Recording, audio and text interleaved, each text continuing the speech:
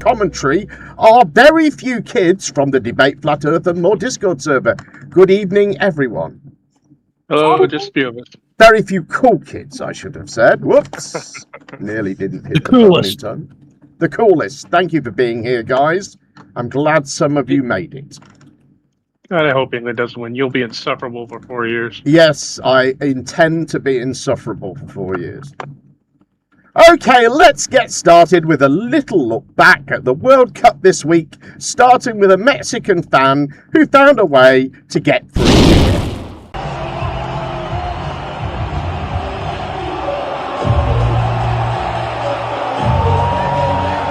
Davy Pitch, talking about, he might have a little rumor out there that's made his way that our star striker, the man with all the goals and all this, look at this, bookmark this tweet. Davy Pitch's football sources are saying a certain red card may soon be overturned. Lo and behold, Flo Balogun back in the mix. 9:23 a.m., the absolute first tweet regarding this incident. I broke this story, Davy Pitch, Davy Scoops. I knew it was coming. And by the way, ever since, first of all, underneath this tweet, Dave, you're an idiot. You don't understand soccer. You don't understand football. You can't rescind the red card, on and on and on and on. And naturally, everybody's eating crow. It's what I've been doing now for 25 years. People have to just eat crow at my feet, turn around, kiss my feet, say, Dave, you're right. Please accept my apology for me being so stupid. Having said that, once this thing became official, we have had, maybe 18 hours now of crying like I have never seen in my lifetime. Maybe when the Patriots were on their run in Deflategate, things like this, maybe Michigan, Brandon Walker, but this on a global scale, the crying, the Euro tears, the sheer whimpery of Europe regarding this decision. Everything from Belgium is lawyering up. Belgium shouldn't play. UEFA, this is illegal. You can't do this. And it all stems from one thing and one thing only. And people say, oh, you don't like Trump and this and that. No. They don't like that we're getting good at soccer, boys. Yep. The Europe is petrified because if we're good at soccer, they got nothing. We're bigger than they are. We're badder than they are. We bail them out in every world war. We are the United States. We're the bully. We're the tough guy. And this is the one sport we've never paid attention to. We went up, we ripped hockey from Canada and shoved them in a locker. Now, if we take soccer from the rest of the world, they got nothing. So that's all this is about. And this referee, who is a little bit suspect, if you check his past, I don't want to say that because I don't like to create controversy, but very suspect. If you'd like, I'll provide you with the past. He made a call that nobody could believe. Even people on the other side, they say, "Oh, we got lucky. Wow, that's." And it's very interesting. They say they don't show them in slow motion. And I never realized that. I never heard of that before. That they're not allowed to review in slow motion because it's so different. Because you'll take one little quarter of a second and you'll see that a hand is touching a neck or you see something. Whereas when you see it in fast motion, it will look like two guys collided, which is really what happened. They got sort of entangled. He didn't do anything wrong. And he's our best player or one of our best players. A very and he gave him a red card. I didn't know what that meant. I didn't think it meant much. Then I started hearing that means he can't play in the next game, at least in the next game. I said, boy, that's a big, if it happened to another player, it would have been unfair. But when they take your best player or just about, they have some great players, and they say you can't play, that's very unfair. That's, it's one thing to penalize somebody for the game, but how do you penalize them for a game that hasn't been played yet? It's very unfair. You can't do that. So, yes, I asked for a review by FIFA. I spoke to a man who's highly respected, and by the way, whose level of respect has gone up tenfold. All right, so U.S. got fucking mollywopped in soccer. And honestly, we're all great Americans, and we try to support the team, and we got Balogun to play, and we just forget, and I'm taking this, like throw this in the trash. Like, come on, we're a fucking joke. That game was a fucking joke. If you're gonna have us root for our team, how about having a goalie who fucking doesn't give up a goal, like just kicking the ground and giving it to the other team? Number 13 with the ponytail gets fucking thrown into the potted plant section on a header. Our defense looks like they've never been. Just listen, if we're gonna keep making an international incident in FIFA and like Trump's gonna bully them and shit and everyone's gonna be like the angry Americans, then we're gonna have to start instituting a draft in soccer, and we're gonna have to say, hey LeBron, no offense, you're going to play fucking soccer, and all these other great athletes that we got, you gotta go play soccer, train for 4 years, you can beat these are country club D tier athletes we got out here. And again, I'm fine if we're gonna sit on the sidelines and just be like, oh, soccer, cool. If we're going to create international incidents, we got to stop having goalies who don't know what they're doing and a defense getting thrown around like fucking Christmas trees. I don't care if he was born in the United States. Deport him. How you let 4 goals to go on you? You make USA lose. All this drama that we have Balogun back, and your stupid ass can't even defend 1 fucking goal. Fuck you. Oh my god. No way. Oh my gosh. This is awesome. Norway on the way home there after a thorough beating from the English. Thank you very much. Next year. Next time. Anyway, I mean, Trump is absolutely sickening to watch when he says all this stuff, isn't it, on this? I don't even know what a red card is. Yeah, it's just like basically, it's just so unfair. They just need to change the rules of the game because I think they should. I don't think they're fair, so they need to do it differently. I mean, Acted completely surprised that a red card meant you can't play the next game. Like that's a new thing. Right. Don't you have anything in like American football? If you to commit a really serious offence or basketball, you're kind of suspended for a bit at all? No, Yes. You've got nothing equivalent? Yes, we have the equivalent. So why then be completely surprised Right. to have some football then? Yeah, you got penalised for a game you haven't played yet. Yes, Yeah, because if you're a danger, if your behaviour on the pitch is dangerous to other players, which it will be if you're getting red cards, then you shouldn't be allowed on the pitch. You need to, be taught. Be taught. The one guy in the last the consequences are dire. The one guy in the last game got 2 yellow cards, which means 1 red card. The second yellow card was for a fake. What do you call it? Where you act out that you've got hit, and he's faking it, and he gets a yellow card. That's the second yellow card. That's a red card. Now he's suspended for. I don't know. That seems a little odd, but I understand the rules. It seems so unfair. I mean, you get some players like Gary Lineker, for instance, who played I don't know how many games at international level, and thousands at in the league, and never got booked once in his entire career. Yep. No. I mean, it is possible, right? You shouldn't be getting booked for stuff, right? Yeah. I mean, as the rare American that understands and loves this sport, I'm glad they got knocked out so I can enjoy the rest of it and they'll shut up. The way that 1 minute he's declaring, he's got his shirt on, he's declaring America is the best, blah blah blah, and then forget the fact he's American. If a grown ass man has got a football jersey on, singing the praises, and they lose, and he's taking it off and putting what a fucking man child. I know. And the other guy, he should be deported. He let 4 goals in. Well, it wasn't a great performance, but shit happens. It's the World Cup, right? I mean, the White House what they should do is, rather than all that, we have these speeches from Trump nowadays when he says things like this. You just listen to him. He's saying, and if he's saying, you're thinking, yeah, that's not right. Yeah, that's a lie. Yeah, that's not right. Yeah, that's not right. It's going through your head. Yeah. They should just, rather than having those people there, they should just have a mural of what looked like visibly unqualified people looking very uneasy. Did you see them all standing there going, looking around like, Jesus Christ, fucking Jesus Christ?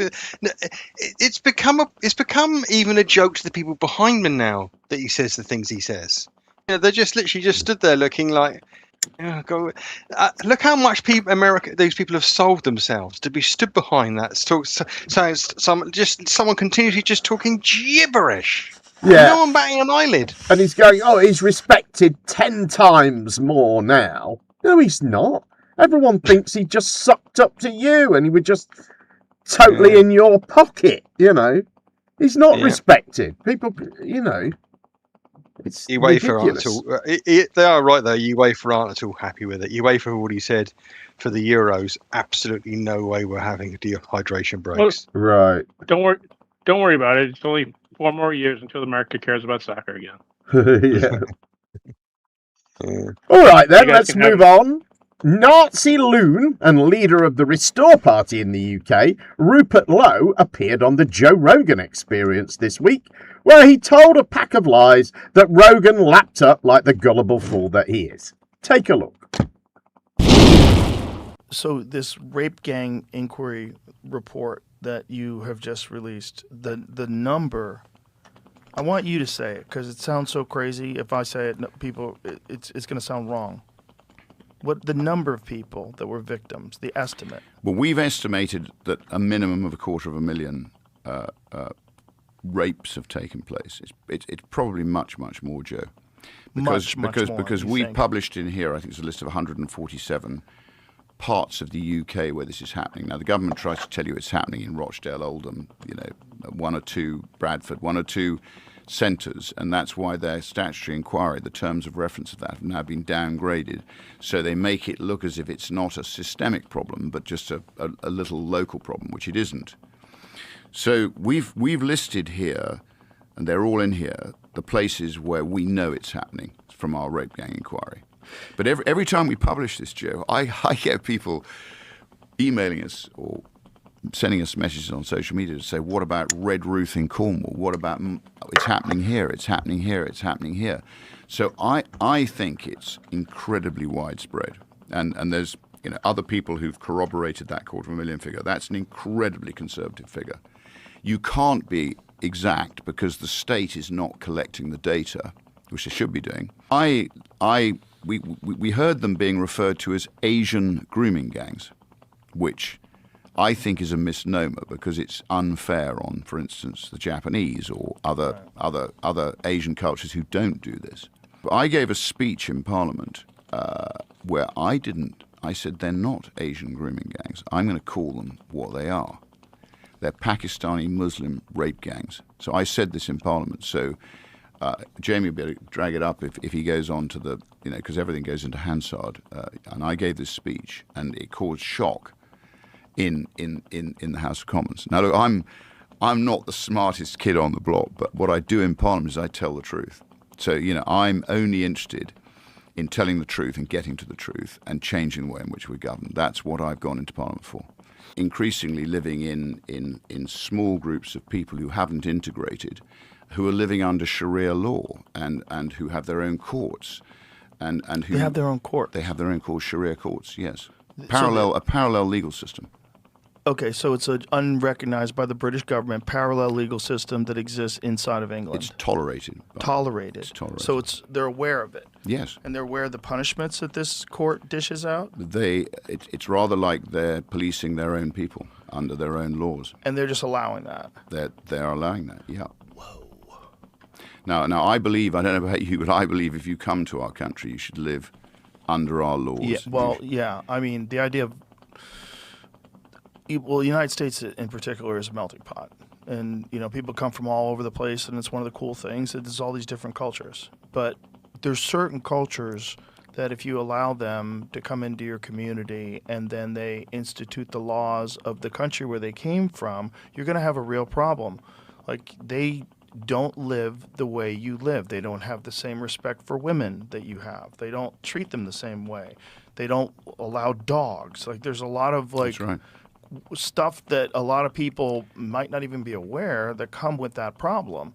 Go to Pakistan. Go to Karachi. Go hang out. Go down the street as a woman in a miniskirt and see how that works out.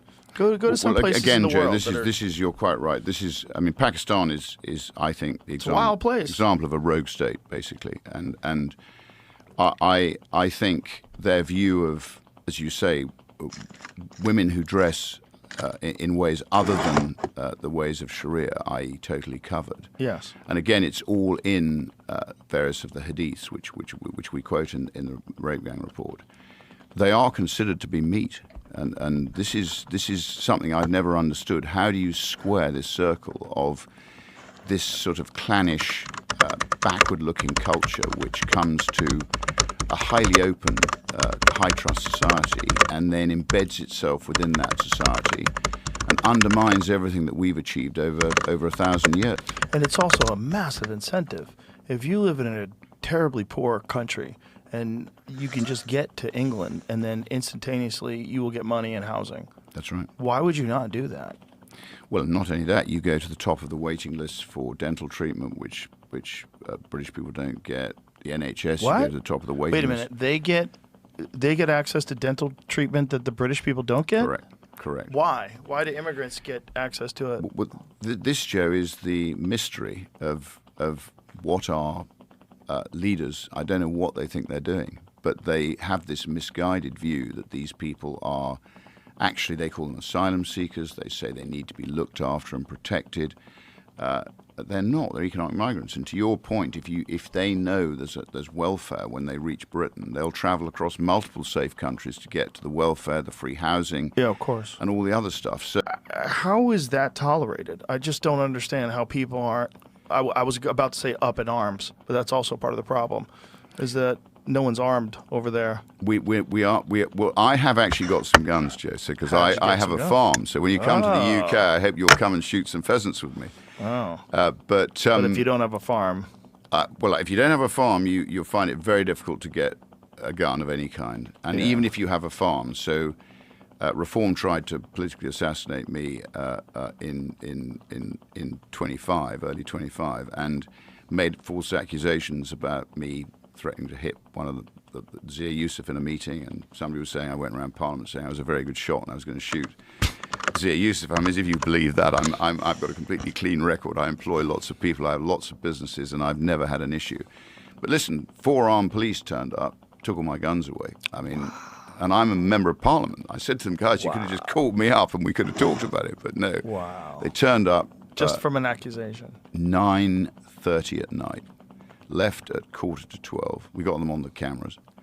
Took all my guns, all my ammo, and it took me 5 or 6 months to get them all back. I think, if you look at the Labour Party again, I don't know if you've ever heard of the Fabian Society. No. So the Fabian Society was set up in the 1880s. And it was basically most of the Labour front bench and most of the Labour Party are members of the Fabian Society. So the Fabian Society, George Bernard Shaw was a member of the Fabian Society. You'll have heard of George Bernard Shaw. So it's the most extraordinary organisation. Their emblem is a wolf in sheep's clothing.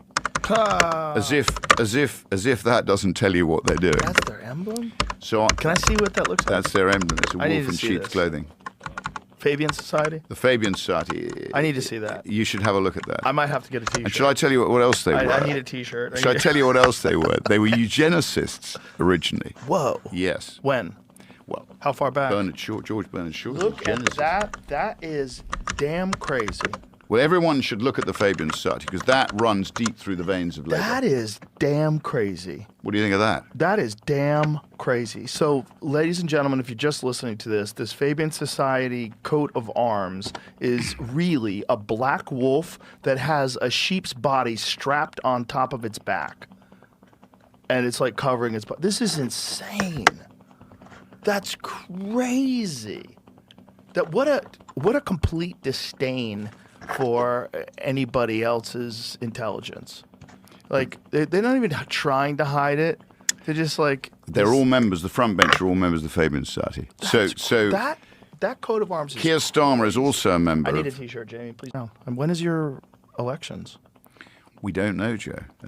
We've got this character, Andy Burnham, who Keir Starmer has stepped down, as you probably know. Yeah. And Andy Burnham, I call him the Ghostbuster.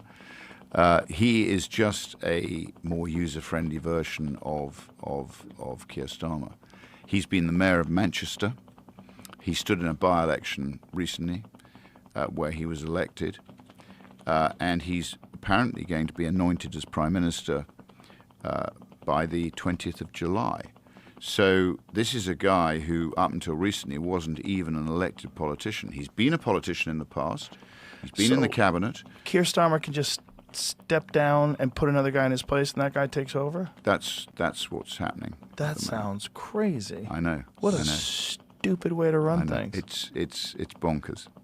But so the answer to your question is, so what has it to could happen? run till 29. 29. That's the backstop date.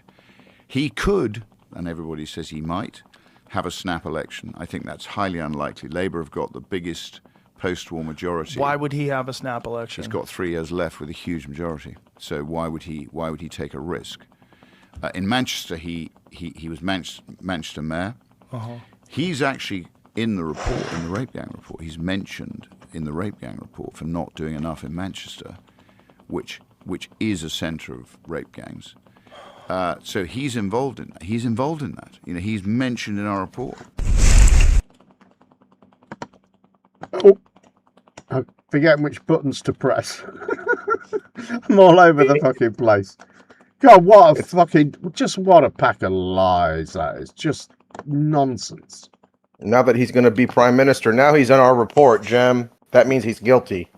Well, Nothing Major 777 seems to think the only thing that we can do is elect Rupert Lowe, which there's absolutely no chance of that happening whatsoever. It's delusional nonsense.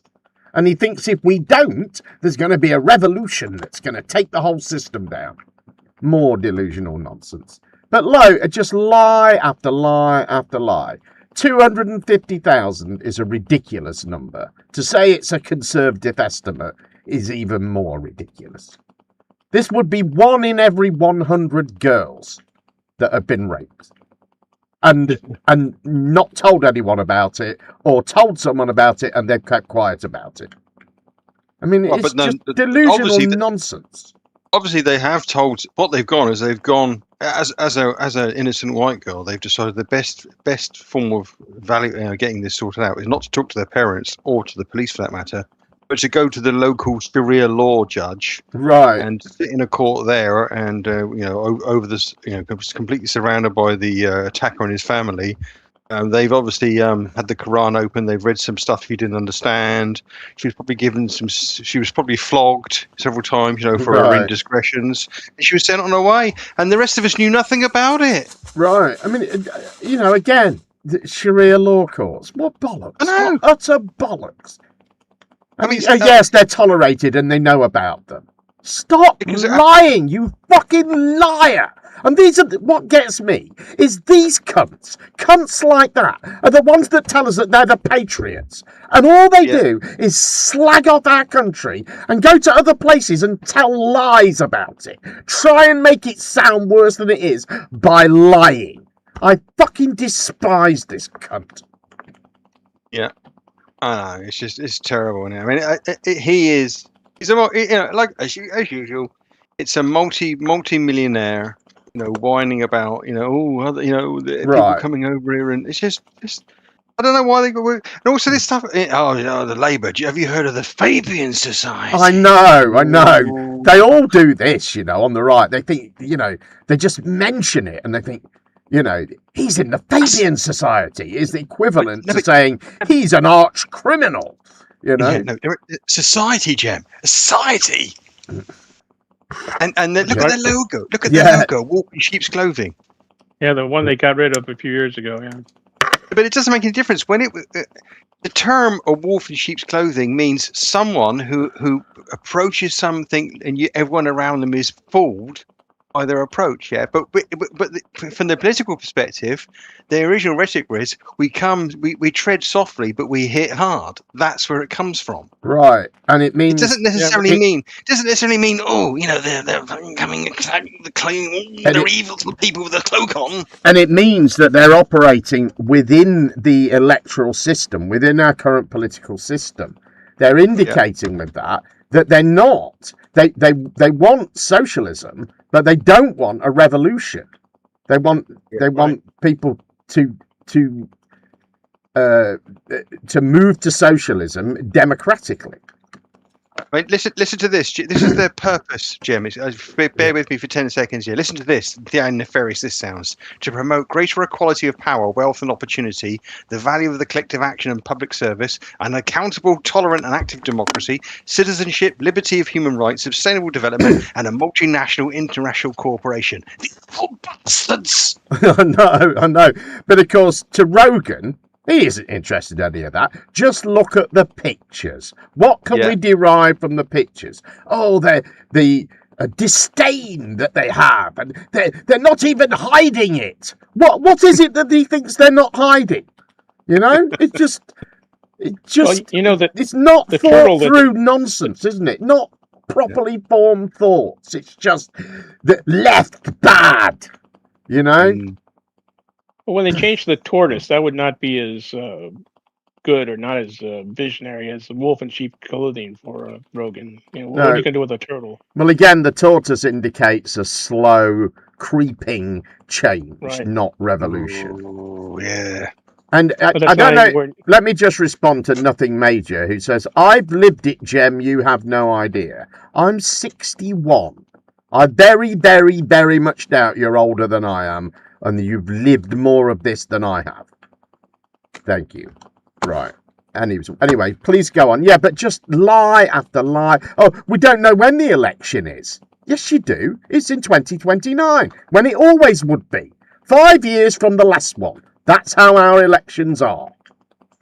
And you are not, just because you and Joe Rogan don't approve of the government does not mean you're entitled to have one earlier. It doesn't mean that everyone, 20 or so million people that voted for the Labour Party in the last election just have their vote negated and wiped out because you and Joe Rogan think you're entitled to have some right-wing government in power. These people disgust me with their fucking arrogant entitlement. Sorry, I'm very angry. This guy's actually a member of Parliament? Yes, he is. Yeah, he was elected as part of the Restore Party, and then he defected and formed his own party. Wow. Where's his district? Great Yarmouth, I believe. Which is on the east coast. I mean, the idea is Rupert Lowe, you know, used to saying, "Oh, he was anointed by Keir Starmer." And what the fuck does that even mean? Keir Starmer didn't make the decision, and what does anointed mean? Right. That's how we get prime ministers here, and he's making. Oh, it's crazy, Joe. It's crazy. No, that's our system. We don't elect a president. We don't elect a prime minister. We elect a local representative. And the party that gets the most gets to form a government. And in that government, they form a cabinet. And they're responsible for ultimately making the decisions about what goes on in day to day, right? Yeah. But we aren't electing a prime minister. That isn't our system. But Jem, society, anointed society. Oh no, it's just lies. These people, they just bother me. Anyway, Jim, lies are democratic, okay? You need to accept lies. Yeah, maybe. All right. Another Nazi loon and leader of the Restore Party. Oh, no, we've done that one. Hang on. Yeah. Nigel Farage, another lunatic right-wing political leader, the leader of the Reform Party, has been getting all cross this week because the press have harassed his daughter. 2 clips to come. First, Nigel getting all angry and hard with a reporter, and then the CCTV footage depicting the terrible harassment that Farage's poor daughter endured at the hands of Sky News. Staying in the UK, and Reform leader Nigel Farage has denied breaking parliamentary rules after reports that he received financial support from a convicted criminal. The Sunday Times claims George Cottrell paid for security, staff and accommodation before and after Mr Farage's election to Parliament in 2024. Mr Farage was visibly angry when questioned over alleged financial support overnight. Was it a mistake not to declare the gifts from George Cottrell, sir? You tell your bosses you harass my family anymore, and I'll take you to serious consequences. That's what your organisation has done this morning. Go away. Was it a mistake not to declare the gifts, sir? Did you not hear me? You have broken all the rules, Leveson and everything else. Cut.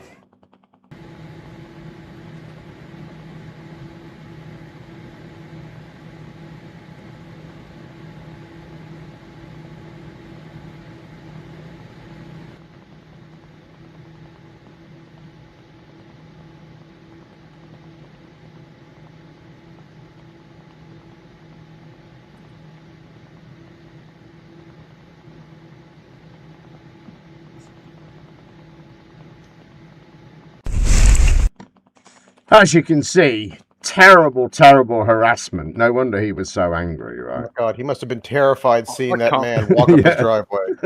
I can't believe in a country like that allows people to walk up drives and then go back down again.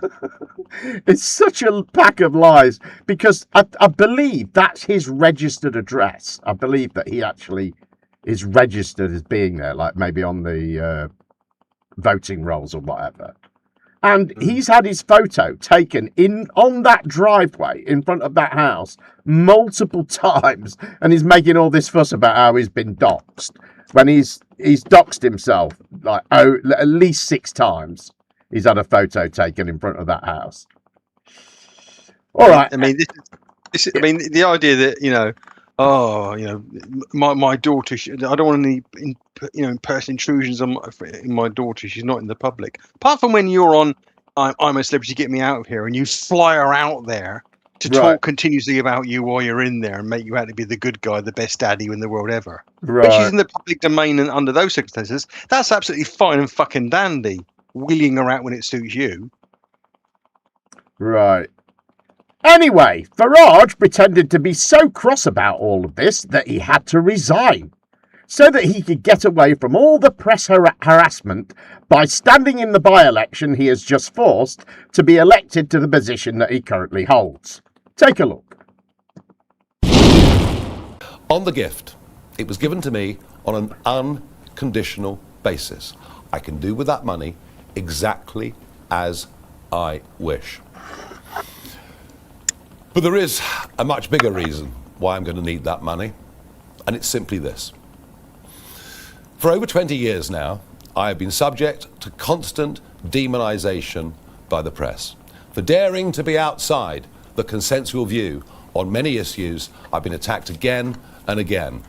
And I am the most physically and verbally attacked public figure or politician of modern times. Yes, you will know of some of the incidents, milkshakes thrown in my face, placards bashed over my head, but let me promise you, you only know about a fraction of the number of times that I've been assaulted. I am going to need security for the rest of my life, and I cannot even tell you how grateful I am to Christopher Harborne, because now I will never ever need to worry about whether I've got the resource. Well, the new attack from the media is that somehow I am a crook, I am dishonest. Yet another reason to hate me. For some reason last week, the editor of the Times newspaper decided to publish a picture of where my daughter lives. By publishing that photograph, the editor of the Times has directly threatened her security. I wonder what happened to the Leveson inquiry of years ago, an inquiry that sought to bring better balance between what the press could do and families of those in public life. Worse still, she now has broadcasters haranguing her. Sky News were one of them, and when I questioned them on it, they willfully and deliberately lied and said on their channel that they hadn't contacted the family. Well, let me be clear. I will not tolerate intimidation of my family. I will not tolerate the location of where they live being revealed. I will not tolerate any of my family being endangered because of what I choose to do in public life. So yes, you can ask, am I angry? But I've never been angrier in my life. Now, the issue with my daughter was the final straw. Enough is enough. And I thought over the weekend, what shall I do? I could go out and try and make some real big money. I could go to the USA, where I've got plenty of offers. And then I thought, why should I be judged, today or in history in the future, by Sky News and their ilk? Why should they be the people that decide my fate when, as I repeat, I've done nothing wrong? I've thought about it hard, and I've decided today I will resign as a Member of Parliament for Clacton-on-Sea, thereby forcing a by-election, which would happen, I hope, in short order. No, I've decided that the people of Clacton should be the judges of my actions. This will be a people versus the establishment by-election. It's a chance to stick two fingers up to the entire establishment, to frankly tell them where to go. And that is why I will be putting my name forward to stand in this by-election. I will fight to win. I will fight to continue the political revolution that reform has started. And I would say this to you, the voters of Clacton: if I win, you win. Because if I lose, they win, and we will never, with the two old parties, get the type of fundamental change that we need to fix broken Britain. Well, everyone can see that the Reform leader is just trying to distract from the fact that he's up to his neck in sleaze. He's got serious questions to answer and he can't run away from them. Labour isn't going to be part of this circus. I hear it's the people versus the establishment, the city trader Putin admiring professional politician who's pals with crypto billionaires versus Count Binface.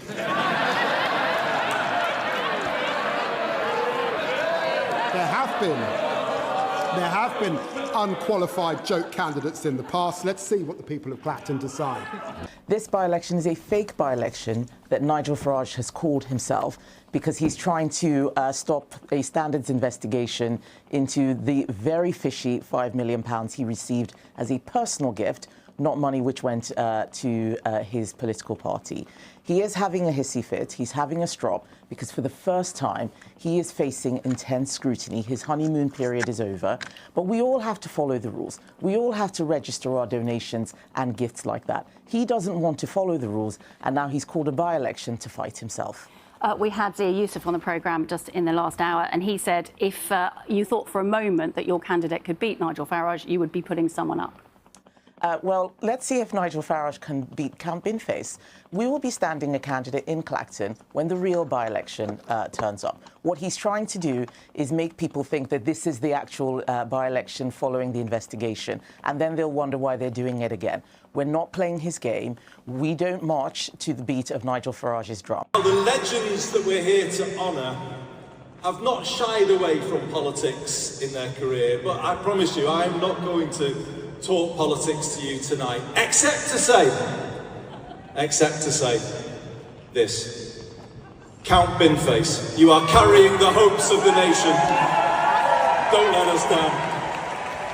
It's the juxtaposition. I mean, Nigel Farage wanted a juxtaposition of him versus the reviled establishment. He wanted to misrepresent a by-election as a kind of referendum on whether he's entitled to take £5 million from Thailand without declaring it. He wanted to conflate these two issues. He hasn't been able to do that, and he now stands held up to ridicule by Count Binface. So this is a rather elegant democratic point, if you ask me. I think MPs should not have the power to hold these by-elections. I was saying this when Zach Goldsmith called one over Heathrow, when Nadine Dorries called one over her not being admitted into the House of Lords, when David Davis called one over civil liberties. They should not have the power to inflict this hassle on their constituents. They should be serving them, not using them as props for a great egotistical political drama.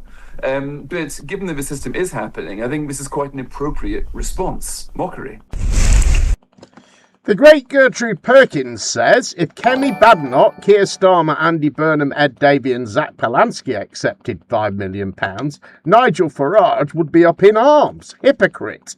That is true. And Roger, that says he's a crybaby, a professional victim. It's Nathan Oakley with a job and a suit. Thank you very much for those super chats, gentlemen. Very, very much appreciated. If you would like to super chat the show, please feel free, and I will read it out in a timely fashion. Or alternatively, here is a link to my PayPal. Feel free to send me a few quid. It goes straight to me, and Google don't get any of it, and I get it straight away. So it's lovely if you do that as well, or instead. Anyway, thank you very much for that. Anyone got any comments on that? I had to Google Count Binface, and he looks very, well, there's a Count Binface clip coming up, so you'll get to know all about Count Binface. I really hope he wins. So basically, he called an election to run against himself? Yes. Is that what? Yeah, he wasn't anticipating that everyone else would just pull out. So Right. he's going to be, it's me against all the others who are bullying me and harassing me. Now they're harassing my family. And this will be some sort of like, the people of Clapton could decide that you can decide justice for me. You know, this is kind of nonsense. I mean, the investigation is going to carry on. It's not going to get away with that. Right, it's nonsense. It's like if I go out and rob a bank and then I say, look, we don't need to bother with all that charging and courts and all that stuff, police investigations. But look, I'll just ask my mates if they think I'm okay. And if they say I'm all right, then we can just forget all about it. I mean, that's essentially what he's doing. I'm gonna this afternoon. I'm gonna resign as a secretary of my snooker club and Right. put myself up for immediate re-election. Let the people decide. Yeah, the people can't decide, can they? They don't know all the inner details of this. They aren't doing the investigation. Of course, a load of them are going to go, you know, they were interviewing someone. One of them said, he could feed dog food to my granny and I'd still vote for him. Well, you're a fucking idiot then, aren't you? You shouldn't have a vote. You know? Why is his granny a dog? Yeah, it's a classic political reset. He goes, if you're going to investigate me, I'll resign. Then there is no more investigation. And if you reelect me, well, there's nothing to investigate. It's a reset. He won't. All they'll do is pause the investigation, and then when he gets re-elected, they'll just keep going with it. It won't prevent it. It's a distraction. It's so that he can say, it's just the establishment bringing me down. I went and got myself elected, and that's still not enough. They're still saying I've done something wrong when I haven't, you know. But I think he has. I think that this investigation is going to show that he has done something wrong because of the way some political commentators are talking about it, almost as if it's a foregone conclusion. They're not saying it outright, but they are posing questions as if he's been found guilty, sort of thing. I read some of the pausing and the recommencement and the adjourning of it is discretionary for the panel. And if they decide, if he doesn't, let's suppose he just changes his mind tomorrow, so I'm not standing now. It could then be carried on, and if the outcome is that he has shown indiscretion, he could be barred from Parliament. Right. So he's just. And also him saying about how dare people be judging me? How dare people be judging me and judge? This is the guy. Remember when there was those riots about that girl, that woman? Right. It's on your show who said I was gang raped and there was no camera footage. Right. And he was once saying, the police are covering up stuff, and then that night the police are getting physically abused. What about their fucking families? Right. No, isn't it funny how words and deeds and rhetoric that affect other people, even the police? And that's nothing. I'm just saying what I think, But but when other people say things to your family, I've never been so angry. I know, ridiculous, isn't it? I mean, what does he expect? He's a fucking MP, and like you say, he's wheeled his daughter out on the TV as a sort of spokesperson for him. Of course, people are going to approach her. She said he's the most she's maligned a media personality as well in her own right, at a low level, admittedly, but Yeah. He said he's the most maligned politician in history. I would like to introduce him to, like, I don't know, Donald Trump and Richard Nixon and Margaret Thatcher, maybe. Right. Yeah, Christ. Well, we've had an MP murdered recently. I'm not on about Anne Widdecombe. I'm on about because she isn't an MP. But what was her name? Joe, whatever her name. Joe something. Yeah. I mean, but she didn't get any dairy products thrown over her. No. So, come on, no. get it in perspective. At least Jim. nobody milkshaked her. And you're not maligned if it's true. So Trump is not maligned. Obama is getting maligned by Trump. Right. Okay, so who is Count Binface? Let's find out. After the UK's most prominent anti-immigration politician, Nigel Farage, said he was quitting Parliament in order to run again in a special election, the other major political parties have said they will not field candidates against him. But there is one who has said he will rise to the challenge: Count Binface. Count Binface, aka John Harvey, is a comedian who has been a perennial candidate with no expectation of winning in the UK's highest profile elections. Dressed like a character in a low-budget sci-fi film, Binface brings a terrestrial approach to politics, with a mix of offbeat, sometimes hyper-local policies, such as synchronising traffic lights on a busy street or moving a hand dryer in a pub to a more sensible location. Past rivals include former Conservative Prime Ministers Boris Johnson and Rishi Sunak, London Mayor Sadiq Khan, and most recently Andy Burnham, who may be the UK's next Prime Minister. Joining us live, Count Binface himself. Good morning to you. Good morning, Justin. Good morning, Today listeners, planet Earth. It is a pleasure to be here. And look at this, eh? The fact that you're interviewing me on the Today program, because all the other parties aren't standing, says more about them than it does about me. Are they running scared from old Binny? Or do they think that Nigel's running a cunning stunt? And I pronounced that carefully at 8:55 in the morning. What is your appeal going to be to the people of Clacton? Well, I'm not Nigel Farage. If you got elected, do you realise that you would not be able to wear your current facial covering? The Commons rules, which I've got in front of me here, are very, very clear, and they forbid face coverings. Well, I mean, the Commons rules are very clear about what you can do with donations. But that seems to have got all murky, so why can't I see how the line can get tested? I mean, look, if Black Rod can slip in under the guidelines, why can't I? It smacks of double standards, Andrew. Tell me about your manifesto. What can you offer the people of Clacton? Have you ever been there? No, because I understand from the current incumbent that is part of how you do the job. So I deliberately stayed away. Is that how it works? And then, of course, I will tailor my manifesto to the local area as always. But most of my national policies will remain. Building at least one affordable house, nationalising Adele, bring back CFAX, and of course, moving the hand dryer in the gents' toilet in the Crown and Treaty pub Uxbridge to a more sensible position, because as you know, it's a national issue. Very quickly, Count Binface, can you win? Probably not, but you know what? It's the taking part that counts. My job is to demonstrate that British democracy is wonderful and unique in the entire cosmos, because you can stand for whatever you want. You can stand no matter who you want. You could stand if you want. Come and join me. Why not? Exercise your democratic right. And let's see where it takes me, or indeed you. You might be the next MP for Clacton. Who knows? Count Binface, many thanks. Well done.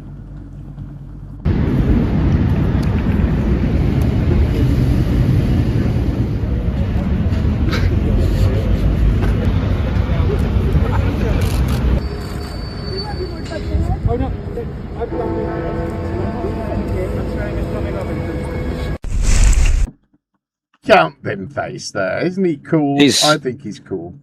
What did he say about Tommy Robinson? I couldn't hear that. He was just calling him a wanker, basically. He reminds me of Australia's greatest criminal, Ned Kelly, who used to wear a very similar head. Oh, yeah, he did, didn't he? Yeah. Yeah. Yeah, because of that, am I allowed to vote for him, for you guys? He's bloody awesome. Oh, he's brilliant. I mean, also wherever he speaks, he's funny and he's quite witty. And what a lot of people don't know is the guy under. I'll give it a bit of backstory here, okay? His name's Jonathan David Harvey. He's an University of Oxford BA. He's got a graduate with a BA in classics.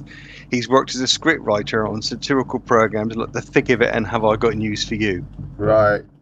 He's a very, very sharp and witty man, and Right. he's always had a little bit of a jib and a poke. The programs I mentioned are all about basically just satire and politics in a very, very sophisticated or in a humorous way.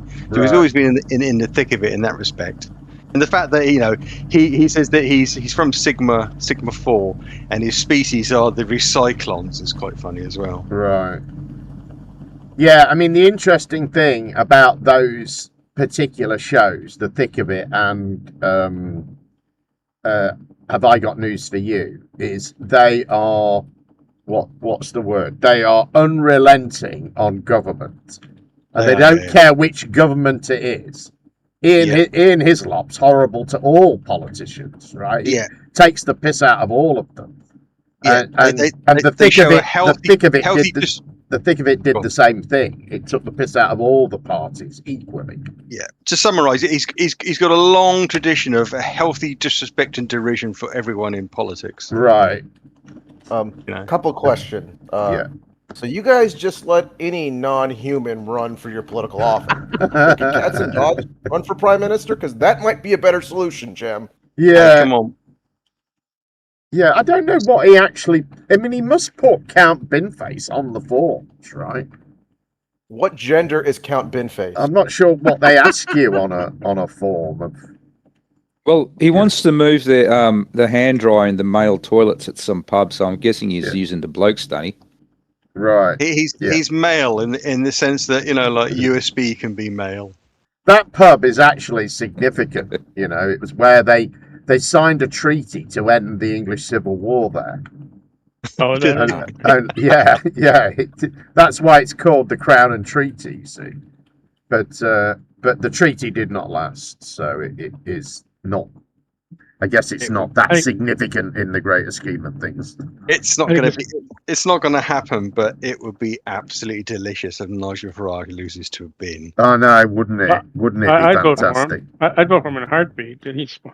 I just wish there was a way we could all go there and vote. Wouldn't it be great? What would he do if he actually won? That would be wild.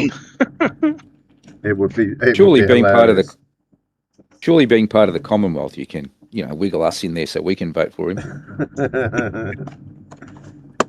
All right, not everyone is amused by Count Binface, especially Reform supporters.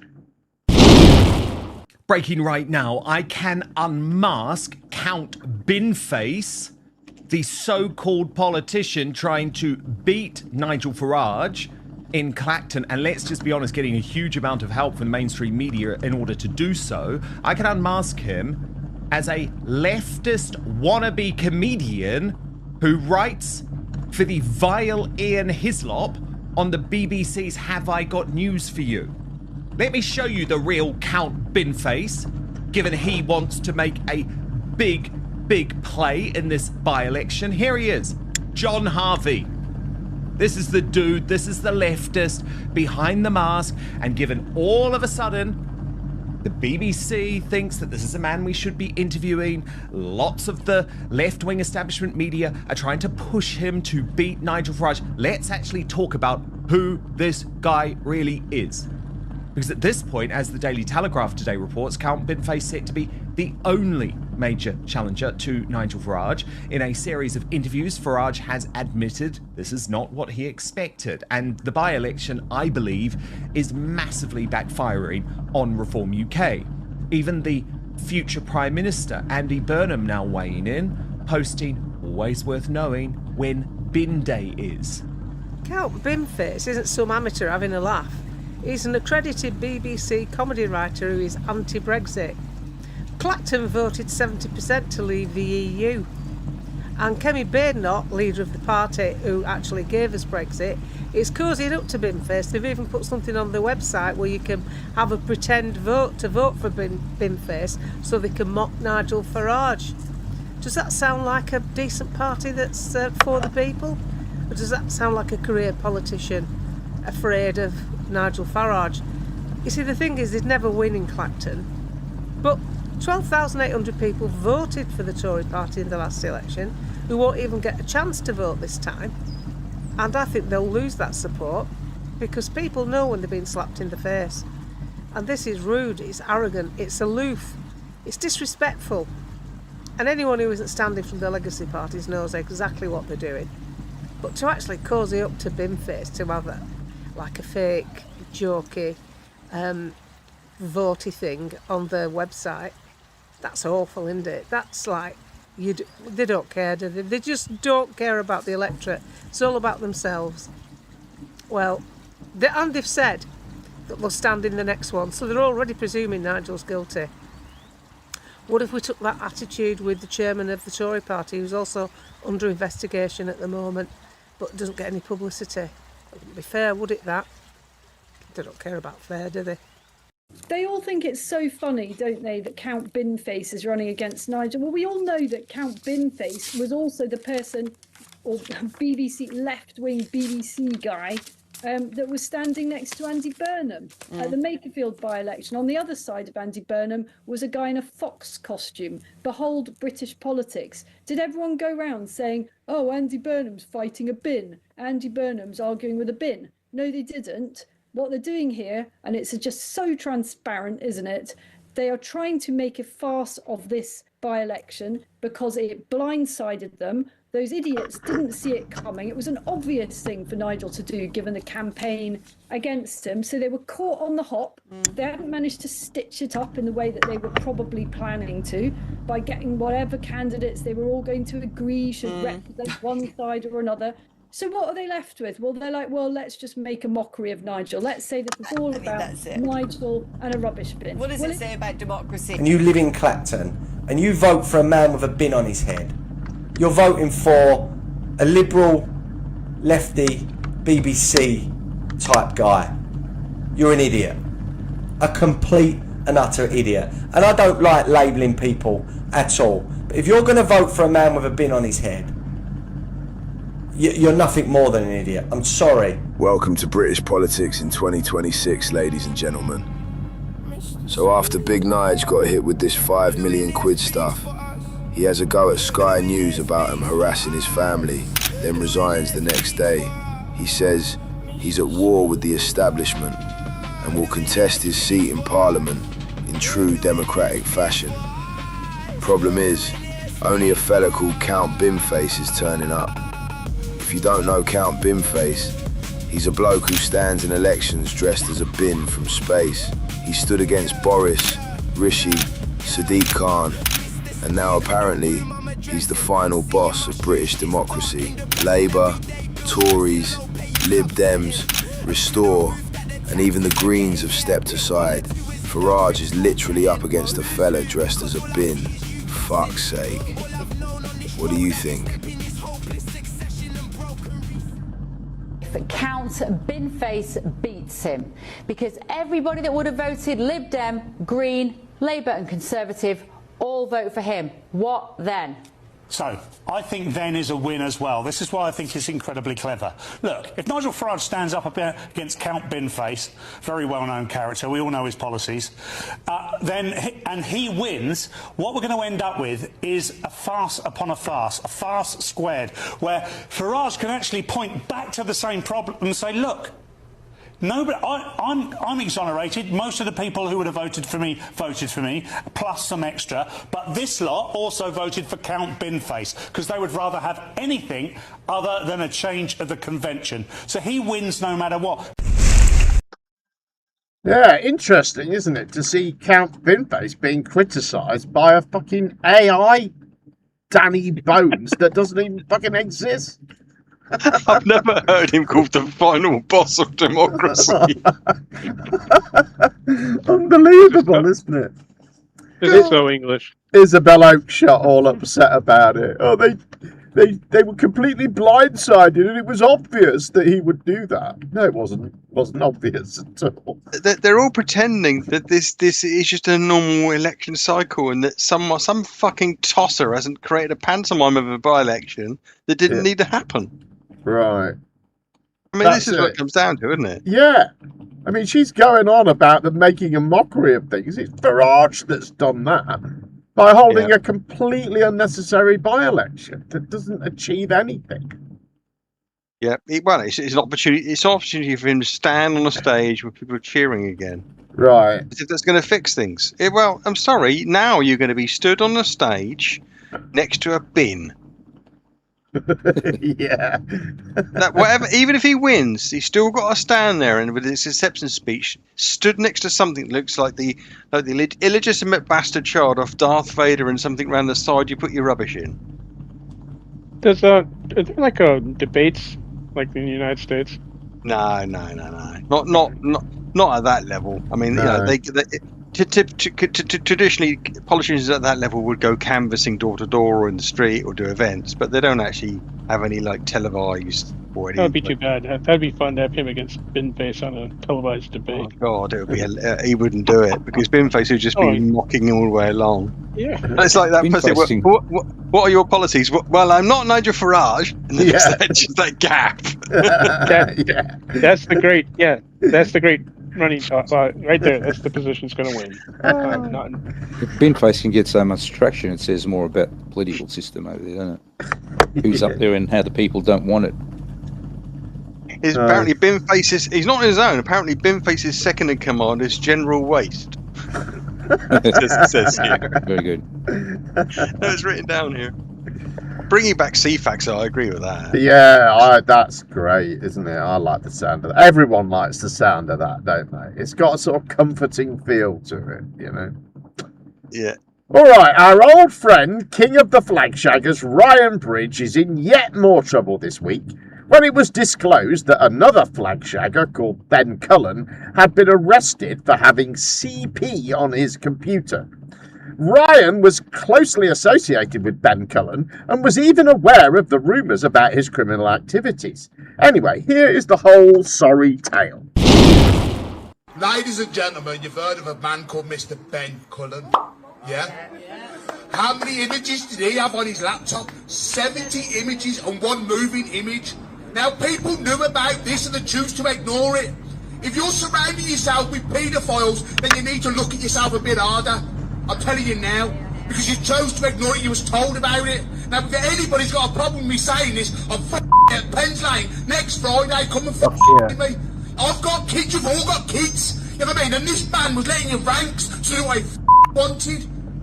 Yeah? And you were told about it. The far left told you about it, the left.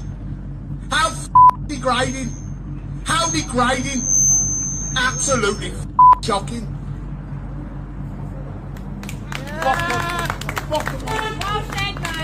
I wanted to bring you a statement that he recently put out. So he turned around and goes, "This will be my final post on this matter. I would like to clarify that everything found on my laptop was only found on the hard drive." Okay. This was a replacement hard drive from a second-hand computer and was not formatted so to keep costs down. Myself and my legal team have this in writing from the computer technician that carried this out. It's also proved that I had never been able to access anything in this hard drive. I will be found not guilty.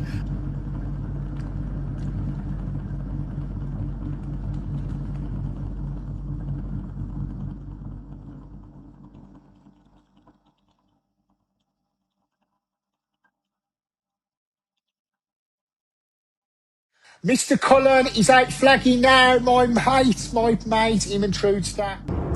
Our battle at the moment is with the left, as we well know, and my very good friend Ben Cullen is coming up from Oxford with the Oxford Patriots. He's coming to see us tonight.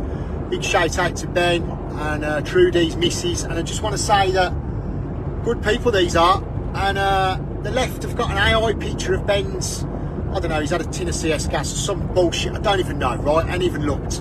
Someone said he's this, he's that, he's the other. So Ben has been having grief today off the lefties again, and you know what the left have done? They've cropped and cut pictures of him when he was in trouble years ago and changed the thing and said he's doing stuff. I don't even want to say what he's done. Yeah, no. Let's tell everyone that we're all good in it. Are we all good? We're all good, bro. We ain't gonna ever stop, are we? Are we fucked? They can do what they want and we'll never stop.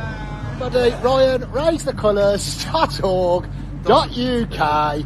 Can you hear me? Where's your flags? Where's your flag gun? Hey, where's your flag gun? Got nothing to say. Got nothing to say, you little retard. What? Lefty in it? You got nothing to say now? With your flags? I don't give a toss about being on there. I'm not scared of Antifa. Man, I think you need to go to the gym. I think you need to get a wash. Yeah? Don't put me all over Facebook. That's the time. You alright, mate? How are you? How are you, mate? You alright? You've got to disperse now, I'm afraid. Your clothes are disgusting. Number one, let's get straight into it. This fucking geezer is accused of being a nonce. He's raised the colours, he's this, he's that. Am I raised the colours? Have you raised the colours? I think we're all raised the colours. If you're pro-British and right-minded and you like the flags and you want to stop the boats, then sweet. But if you're pro-British and you're slacking someone else off that's pro-British, all you are is an undercover lefty. So don't throw stones in glass houses, little man. Because it'll all come out in the wash one day. And I have a lot of people want to take pictures with me, and I have a lot of people that want to say hello to me, and I have a lot of people that go, oh, we'll go and do this, we'll go and do that. I've been to Oxford twice to put flags up twice, and on the twice that I went there, the second time I got nicked. Right, so what can I do? What can I do if I turn up somewhere and he's there? If I turn up somewhere and he's there, you can't brand everyone that lifts that flag up and says they're pro-British as 100%. You don't know. I'll be sat there wasting my time vetting everybody, which then the left will love, because then it gets off the agenda. Hello everyone, Ryan, raisethecolours.org.uk. Hope everyone's well. And we are on the way to London, to the Royal High Courts of Justice in London, for the second part of the Oxfordshire Council versus Ben Cullen and others. I am number 3 in the others. So I am going here today to represent the real Raise the Colours.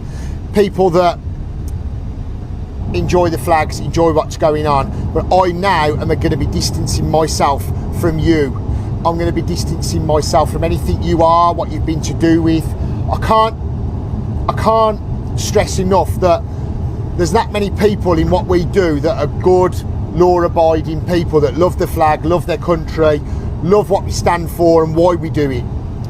But what you are and what you've supposedly done is guilty till proven otherwise in my eyes. So I will be having it out with you at that court outside today, now, on the way at 11 o'clock. I can't vet everyone, I can't check everyone, DBS everyone, whatever it might be. If you're putting flags up and you're a patriot and you say you are, I've got to take it as face value, and it's really, really difficult. But for you to be roping me and people that support, I'm the face, so the book sticks with me, but people that support us in whatever seedy, dirty, noncy things you're accused of, right, you're nothing to do with anybody that's a patriot. So at the end of the day, we are now distancing ourselves from you. I'm going to be having it out with you outside the court. We won't be helping to pay your costs, and I'll be telling the judge in the court that I am nothing to do with you, and anyone to do with Raise the Colours is nothing to do with you. You've hijacked a movement, just like whatever your problems are with your computer or your phone or he said, she said, load of rubbish. I'm not interested. So we'll be having it outside the court, mate. Inside, outside, round the corner, wherever you want it, but I'm nothing to do with you, mate, and I'll be telling the court that, and we won't be paying your costs, and I won't be getting involved.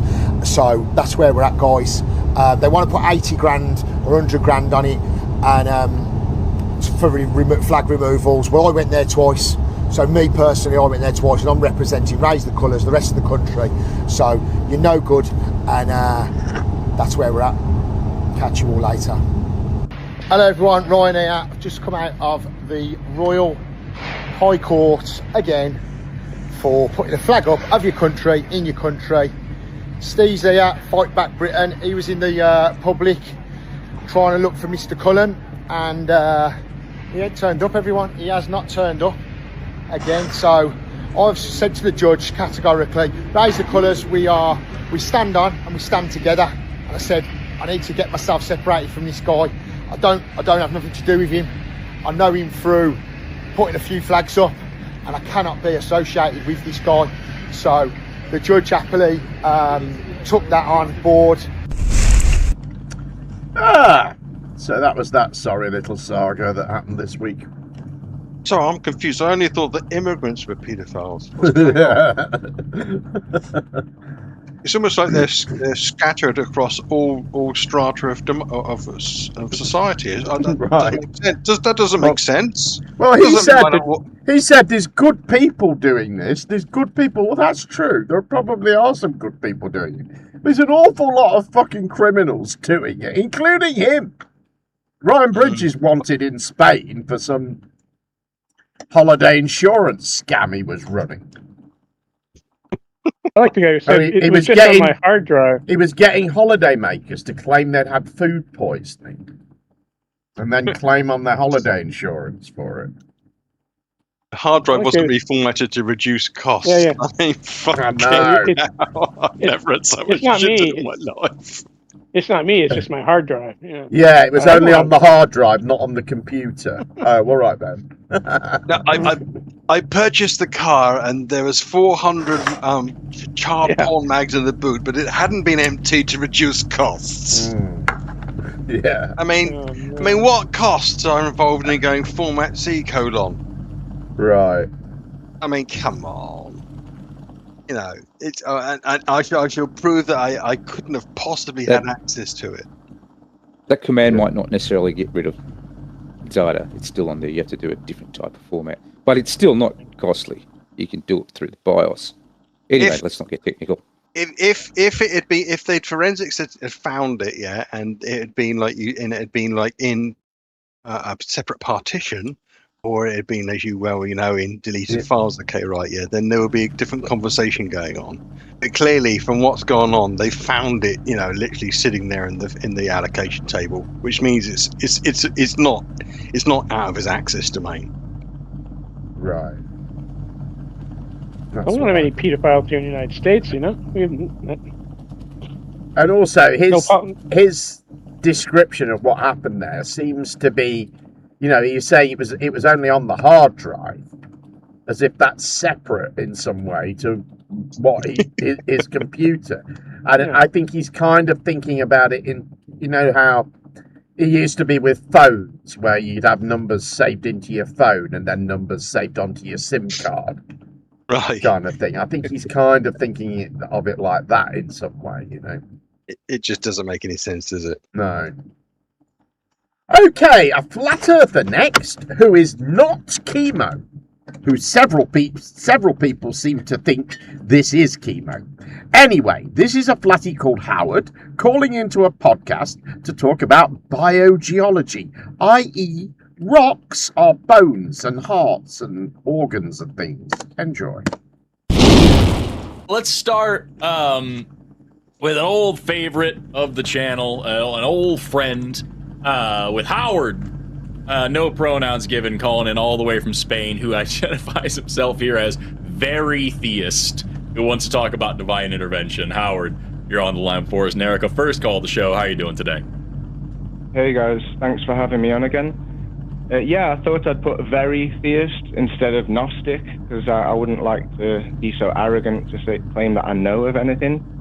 And I'd just like to refer to your previous point. I agree that it's crazy when people call in and say they have proof of something. It's more rational or more humble to say that you've got evidence to support your belief. So I'm not trying to prove that I've got anything definitive. I'm just trying to share evidence that nobody has been able to provide better explanations for till now. So let's see what happens. Sounds good to me. What's your point do you want to make? What do you want to talk about? Well, it's something that me and Erica have spoken about a few years back when we were on Modern Day Debate, when we had a debate with some other people. I've got it Howard, in I remember now. Hello, how are you? Gosh, it's been quite some time. Yeah, a long time no see. It has been a while. I've been traveling and doing evangelism in South America, so I've had a break from the YouTube scene, at least debate scene. So I've got a syllogism for you guys. I know that's how a lot of people like to keep it concise. It's my second syllogism, so it might be a little bit, it might not be perfect, but I can improve it, and that's why I'm coming here to have constructive criticism from you guys. Sure, that sounds great. Should we get into it? Okay. Yeah. Still my jism, bro. All right, so premise 1. Given that the most rational position that one can have is the position that has the most evidence.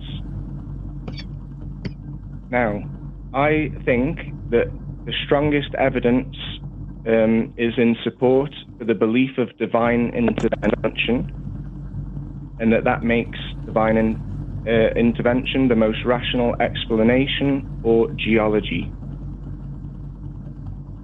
What we see in geology, sorry. Okay, so premise 2. All mountain peaks house marine microorganisms. Premise 3. Limestone has visual correlations to bone. Premise 4. Sandstone has visual correlations to wood. Premise 5. Quartz has visual correlations to fat and sap and tree sap. Premise 6 is this. Pebbles, smooth stones, have visual correlations to organs, which I'm happy to go into all the details, but just to keep the premises short. Premise 7. Roman baths are still at sea level now, and as they were built thousands of years ago, we would expect only extinct species if it was over millions of years ago. I might have made a mess of that one, sorry. Premise 8, the majority of creation cosmologies plus the worldwide flood accounts can be cross-referenced and are compatible with each other that perfect explain what's observable in geology. Premise 9, whereas if we reject this single theory of a worldwide flood, it is then necessary to believe in 8 different alternative explanations. Probably 7. Premise 10, according to Occam's razor principle, among competing hypotheses, the one with the fewest assumptions should be selected. Conclusion. Therefore, the most rational position is the position with the least variables, so it follows that divine intervention is the most rational explanation for these visual observations. Howard, when we spoke years ago, correct me if I'm wrong, were you the guy who was talking about the petrified rocks being hearts? Yeah, I believe that pebbles, not just me, there's thousands of people that are researching pebbles and smooth stones that have visual correlations to petrified organs. Your observations, though, and the observations that I've made, they don't seem to line up with one another. Like, I've picked up, I'm not kidding, dude, every time I see a rock that is even vaguely heart-shaped, I think of you. And I think of that conversation that we had. It made that big of an impact on me. I have not observed that myself, and I have looked. Now, I'm not doing it to your degree. I'm not systematizing it. Thank you. I appreciate that you acknowledge that. I've done it to a much longer time, and the instigator of biogeology, the one who termed it biogeology, is Mike Wilkerson. He has very long videos where he smashes, cuts rocks open and shows you the interior. What do you call it? Trabecular carne looking like in some of the channels that he goes into with cameras. So he's got very in-depth research that supports these visual correlations that I found, that thousands of other people are uploading to Facebook and YouTube and wherever they can. And Mike Wilkerson has also done seminars with geologists, cardiologists, and doctors, and all sorts of different professionals.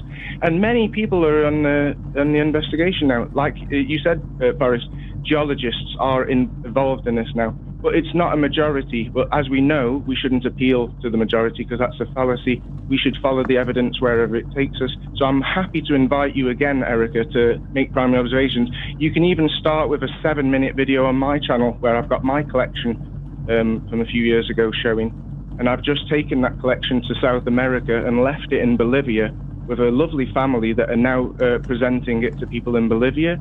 And I've also shared the information in Ecuador to many people, and in Peru to a school. I went and taught in a school. I did 5 classes from 11 to 16 showing biogeology and recommending to people that they don't claim it's proof of a worldwide flood, but rather it is evidence that supports it until we're shown otherwise, because no random water erosion can form such consistency when we can find small, medium and large stones that look like they're from the same species, because we find many heart shapes, and of course, well, like Boris said, an elephant heart will be a short, wide, if I may say fat, harp-shaped heart, while a giraffe will be a very long, thin, harp-shaped heart. Aw, aren't they sweet? But the giraffe heart is nowhere near as long as the snake's heart. Yeah. And the barnacle's heart is a little triangle. Yeah. What a wackadoodle, guys. Yeah. He was on the Global Eye Tour very briefly. He did a little session or two, I think. Where'd you come up with this crazy stuff? Where'd you find this crazy guy? Well, actually, someone posted it saying it was, they thought it was chemo, and that's how I came by it. And I thought, well, actually, I could stick that on my show. He's too well spoken for chemo. I'm going to give you a syllogism, but rather than have a major premise and a minor premise, I'm going to say 9 things, just 9 random things, and call them premises. Yeah. Then he's going to invoke Occam's razor for not having having the fewest number of assumptions, and he just made 9 of them. Right. Yeah, this looks a bit like that. So therefore, quartz looks like fat and sap. Oh, premise well, 19, bacon. Premise 20. Yeah. All right, there aren't many purpose-made under 10-minute type flat Earth videos these days, so here is an unusual find brought to you by Kyke Adams, who is highly qualified to lecture us on art history, apparently. Take a look. Since revealing my academic background of science in art, there have been several requests for me to teach according to my forte. So here's an art history lesson for you. But whoa!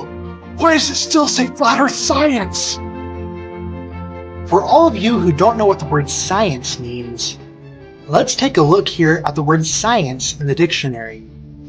This should help shed some light on what exactly science in art means. I know there are quite a few of you out there scratching your heads on that one. Systematized knowledge in general. Knowledge as of facts or principles. Knowledge gained by systematic study. A particular branch of knowledge. In this lesson, we are going to take a look at some systematized knowledge concerning art. I'm not making this stuff up. I spent a decent amount of time learning about this in my Art History 2 class. While many people are aware of how we are surrounded by representations of the flat Earth, not many people are aware that we are likewise surrounded by representations of the firmament. Let's take a step back and take a look at the history of domed architecture. This is the Pantheon. While this is not the first domed building ever created, it is one of the most influential. According to Roman histories, Cassius Dio, a Roman senator, speculated that the name Pantheon comes either from the statues of the many gods placed around this building, or from the resemblance of the dome to the heavens. The dome features sunken panels, or coffers, and 5 rings of 28. This evenly spaced layout was difficult to achieve, and it is presumed that they had symbolic meaning, either numerical, geometric, or lunar. In antiquity, the coffers may have contained bronze rosettes, symbolizing the starry firmament. Since then, people all over the world have been building domes as representations of the firmament in cathedrals, churches, mosques, shrines, temples, mausoleums, palaces, universities, and yes, even Capitol buildings, including the United States Capitol building. Ah, no way! That is just by chance. They just like the design. There is no way that was supposed to be a representation of the firmament. Now check out that fresco on the interior of that dome. There's no doubt that it was modeled after the Pantheon, and is in fact a representation of the firmament. Here is a little known fact. The US Capitol building didn't always look like that. Its dome actually used to be smaller. Alright, here's another dictionary definition for you. The word cupola means a dome, especially one covering a circular or polygonal area, or any of various dome-like structures. Now behold the irony we see when we are told astronauts look down at the Earth through a dome. Have a nice day, guys. Oh, the irony. I'll have a nice day. Because the firmament is as a load of Greco-Roman gods, including Poseidon, the god of the sea, all sat round in clouds. That's what the firmament Right, that's what as. he said. That didn't he? He said this is clearly modelled on the Pantheon, and so it's unarguably represents the firmament. Well, I thought, well, how? That's a whole different theology. I mean. So you showed us a picture of loads of clouds and loads of gods, classical gods, and no stars or no firmament. Which is a depiction of heaven, perhaps, or the heavenly realm, right? Not the firmament. What's the firmament? The firmament's not just heaven, is it? I don't think so. I don't know. Isn't it? So isn't the thing that gives you your gas pressure? It's the container. Yeah, I think so. Yeah, it should be. Yeah, that's what Chemo used to say, Jen. This is very fishy. Yeah, very fishy. I'm sorry. It sounds like Chemo. It sounds like Chemo. It looks like Chemo, I think. It's not Chemo. Right. All these depictions, though, Jem, okay, right? Yeah, they must be revealing some truth.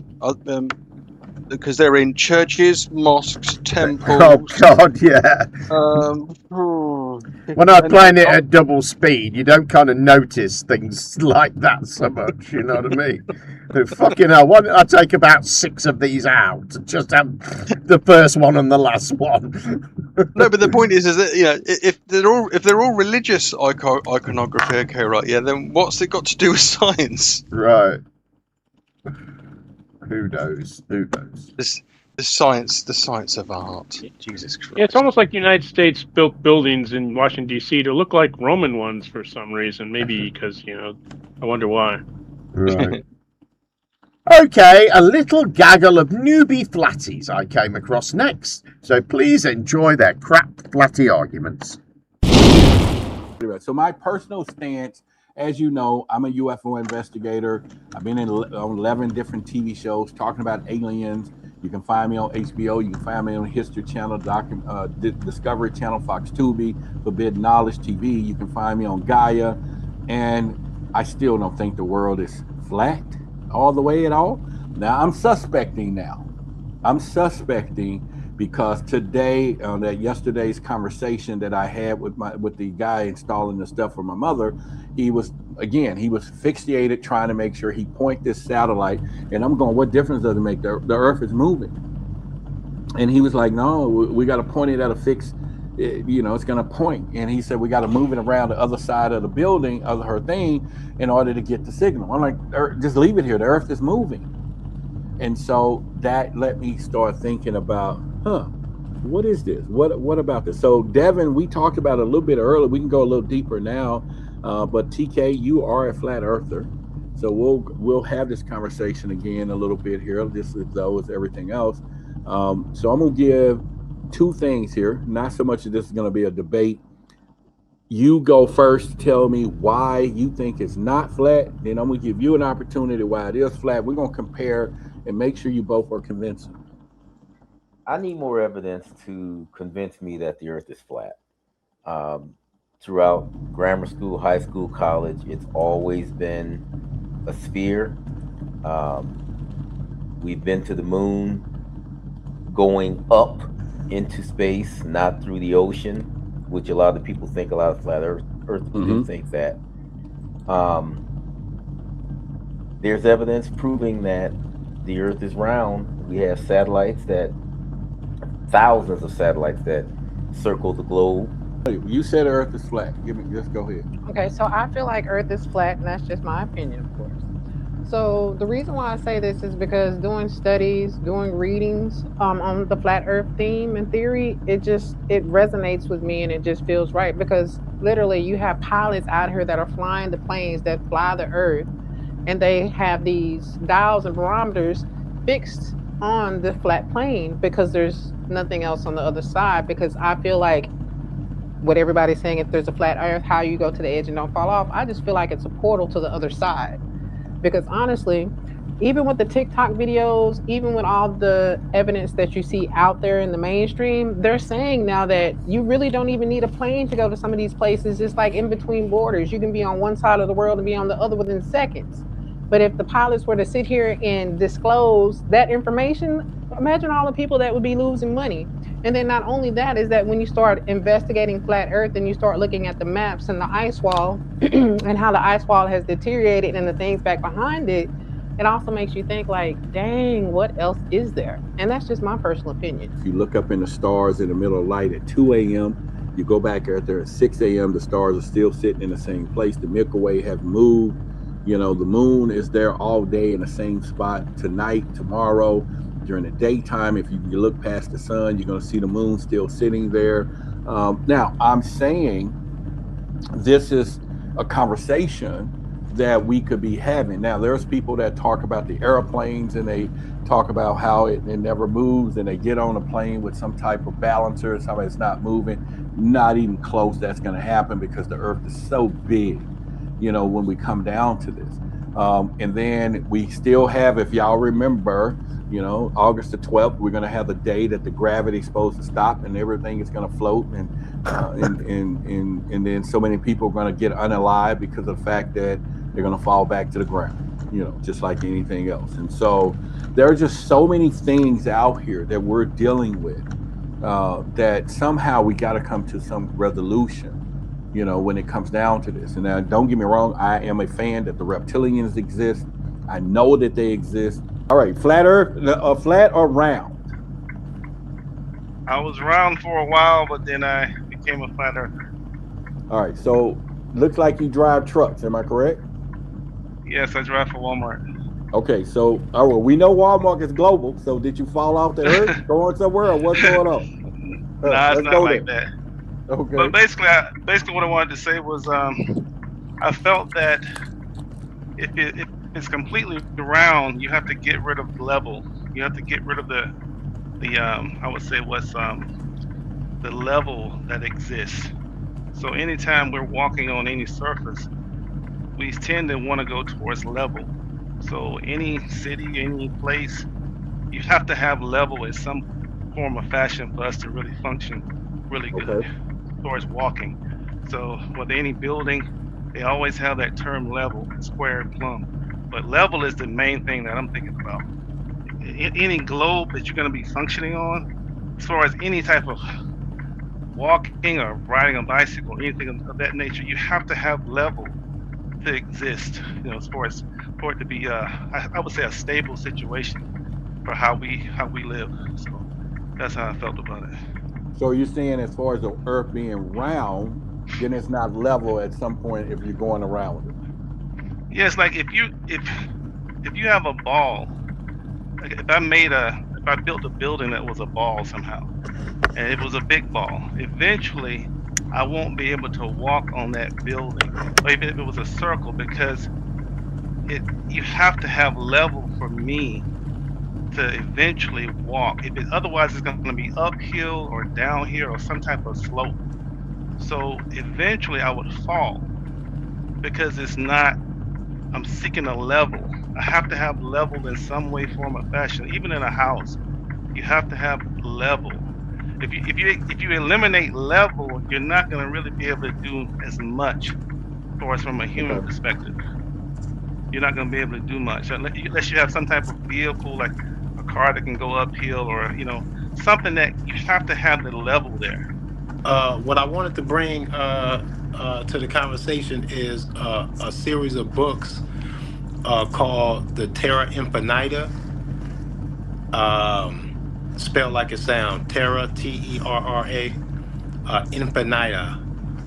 And it's a series of books that has a lot of illustrated maps about not only what the flat Earth looks like, but that there's multiple rings, and outside of those rings, you will find other dome-like pods that contain lands that you will find familiar. The land of Mars, the land of Jupiter, the land of Asgard, like where Thor and Loki are from, in the Marvel universe. They name these things, but they think, according to these maps in this book, is that not only is the Earth flat and it's covered by some type of a dome or a pod, that everything that we think in outer space is actually out there in these pods, and that this plane goes on forever. Like we don't know where the end of it is, but the maps in these books are so detailed, and the stories that this YouTuber has all this information about these places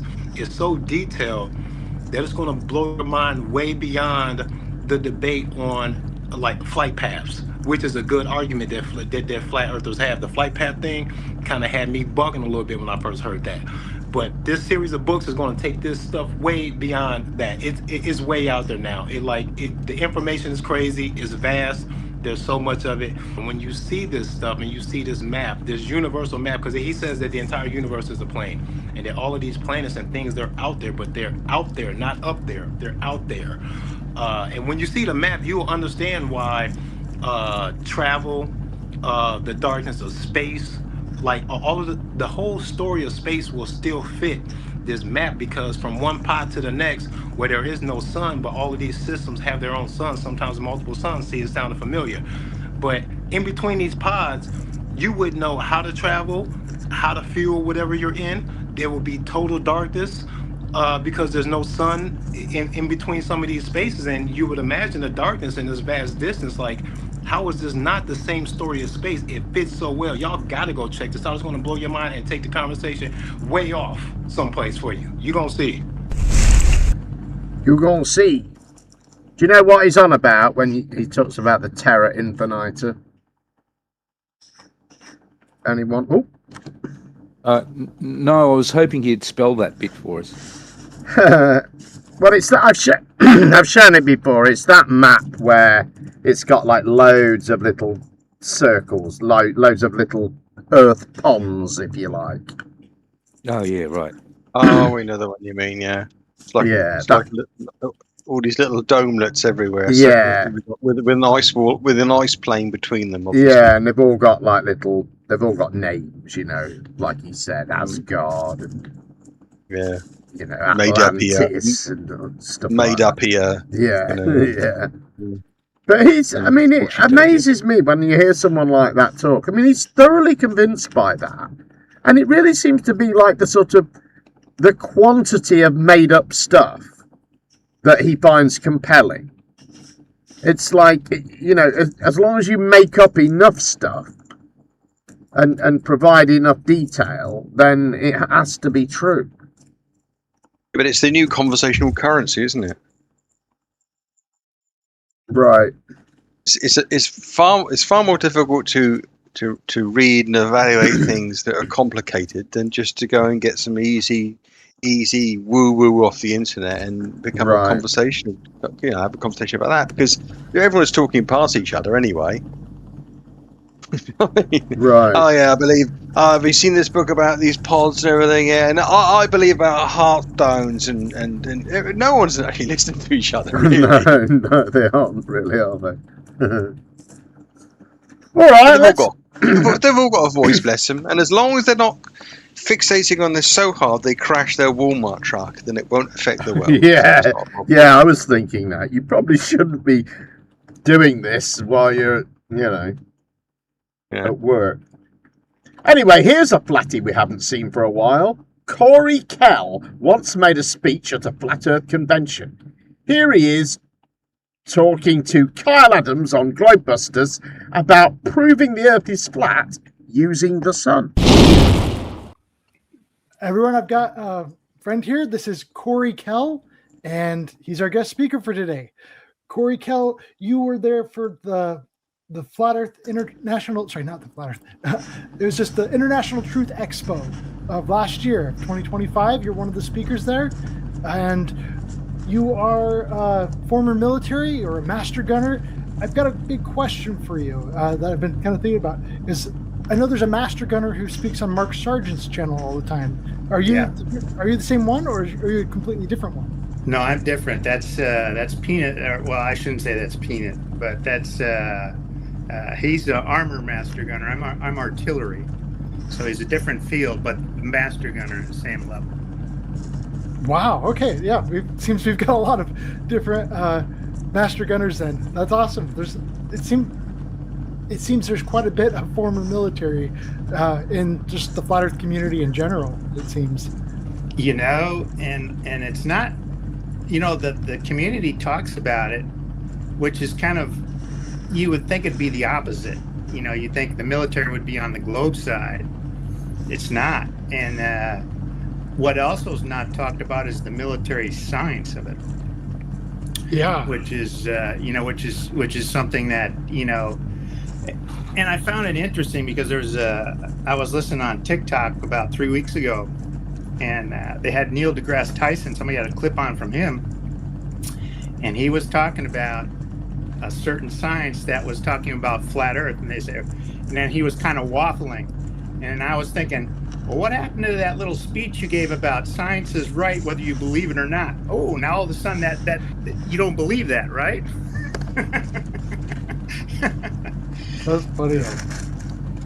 Yeah, so I thought that was really interesting, and I know they know who I am because I'm the only guy that's talking about the science in that field, and they knew exactly who I am. Yeah. And this is again when I started when I started to look into flat Earth right around 2016. I saw it came at me about 2014. I refused to look at it, and I was looking at giants and stuff like that. I was really interested in giants when I was over in Afghanistan, and they kept pushing. YouTube kept pushing at me and said, "Hey, you should check out flat Earth." And I was like, I laughed at it. I said, "Wow, people really think the Earth is flat." I was like, "That's silly," and I would just dismiss it. Well, finally, one time I said, "You know what? Let me look at it." And that's when I looked at Mark Zarn's Flat Earth Clues, and I looked back and I said, that's not so silly. I said, that's exactly how the military would act. So then I started looking more into it, and I sat on the whole process of what I've developed. In other words, using the sun, because in 2019 I went to my first Flat Earth conference in Dallas, Texas, and I went there just to kind of see if anybody was talking about using the sun. Well, people say, well, why would you want to use the sun? And I say, why aren't you using the sun? That's the whole basis for the heliocentric model. The whole solar system revolves around this. It's a center aiming point. It's at 90 degrees. It doesn't get any better than that. That's like the gold standard. So I said, if you go after the sun, if you take the sun for your model, you take everything. You take it all. So that's one of the really interesting things about your whole experience. Absolutely. Is you looked at the sun and started doing observations based off of the sun, and that led you to flat Earth, which is really cool. Yeah, and I looked at it. Well, when I looked at it, because I wanted to see what people were talking about flat Earth at the conference, and I wanted to see if anybody was talking about it. Nobody was talking about the sun. I thought, man, that's odd. It's just like, it's like going into a bank and asking for money. It's like, well, you don't get money here. What? This is a bank, right? I looked around and I was like, nobody's talking about the sun. That's weird. That's like really weird. And I thought, this is my piece. So this is the part of the puzzle. Just like you have a piece in this puzzle of life. Yeah, everyone does. Everybody has a piece. And I said, okay, now I know my piece. So, but I didn't start developing it till I went back to Afghanistan. I left Kuwait and then I went back to Afghanistan around 2018. I sat on it for about a year and a half, almost 2 years, the whole process. And then 2019, we were up in Mez. I was one of the two guys that went up to Mez Sharif to train special forces up there. And I went up there and it was during the summer, and we were training these guys, these Afghan commandos and special forces. And it was hot as heck out. And it was like over 100 every day. And we were in these vehicles teaching them how to drive and how to operate them. And man, it was a cooker. And we had the Ashura Eid holiday in the beginning part of August. And we were going to have 4 days off. And finally I said, you know what? I'm going to work this thing out. I got 4 days. So I thought, okay, 4 days, I'll break this down. I'll break the globe down into sectors. So what I did is I broke the globe down into 45-degree sectors, and called the 45-degree sector test. I got that right here. Yeah, right. And then once I started doing that, once I created the test box, I looked at it and said, okay, if I'm 45 degrees to the sun at the time of measurement, I can only have a vertical angle or a height to the sun at 45, because the sun's at 90 degrees in both models. In the summer sun, in both models, the flat Earth and the globe model, the sun is at 90 degrees. 45 and 45 is what? 90. Mm-hmm. All you got to do is add. If it doesn't meet that standard, then it doesn't pass that vertical angle test. And that's actually part of checking that model's orbital mechanics. So if you're checking for that model's sun position in the sky, you are verifying its orbital mechanics. That's orbital mechanics 101. And what you don't hear from the heliocentrist, you don't hear that. They don't talk about it, because the 2% that know that the sun is out of position, and they know it, don't talk about it. They don't teach it. They won't spell it. They won't even smell it. They don't want anything to do with it. That's why you don't hear them talking about the sun, because they know the sun's out of position. Yeah, it's out of position. And Corey Kell is the only person on Earth to have spotted it. We don't know where the sun is anymore. Oh my God, we're getting more lost. This is terrible. Well, I mean, that would explain that bloke who sneaks into my parent-in-law's garden every morning and just tweaks their sundial for them. Yeah. I mean, what does any of that mean? Thank you very much for the PayPal.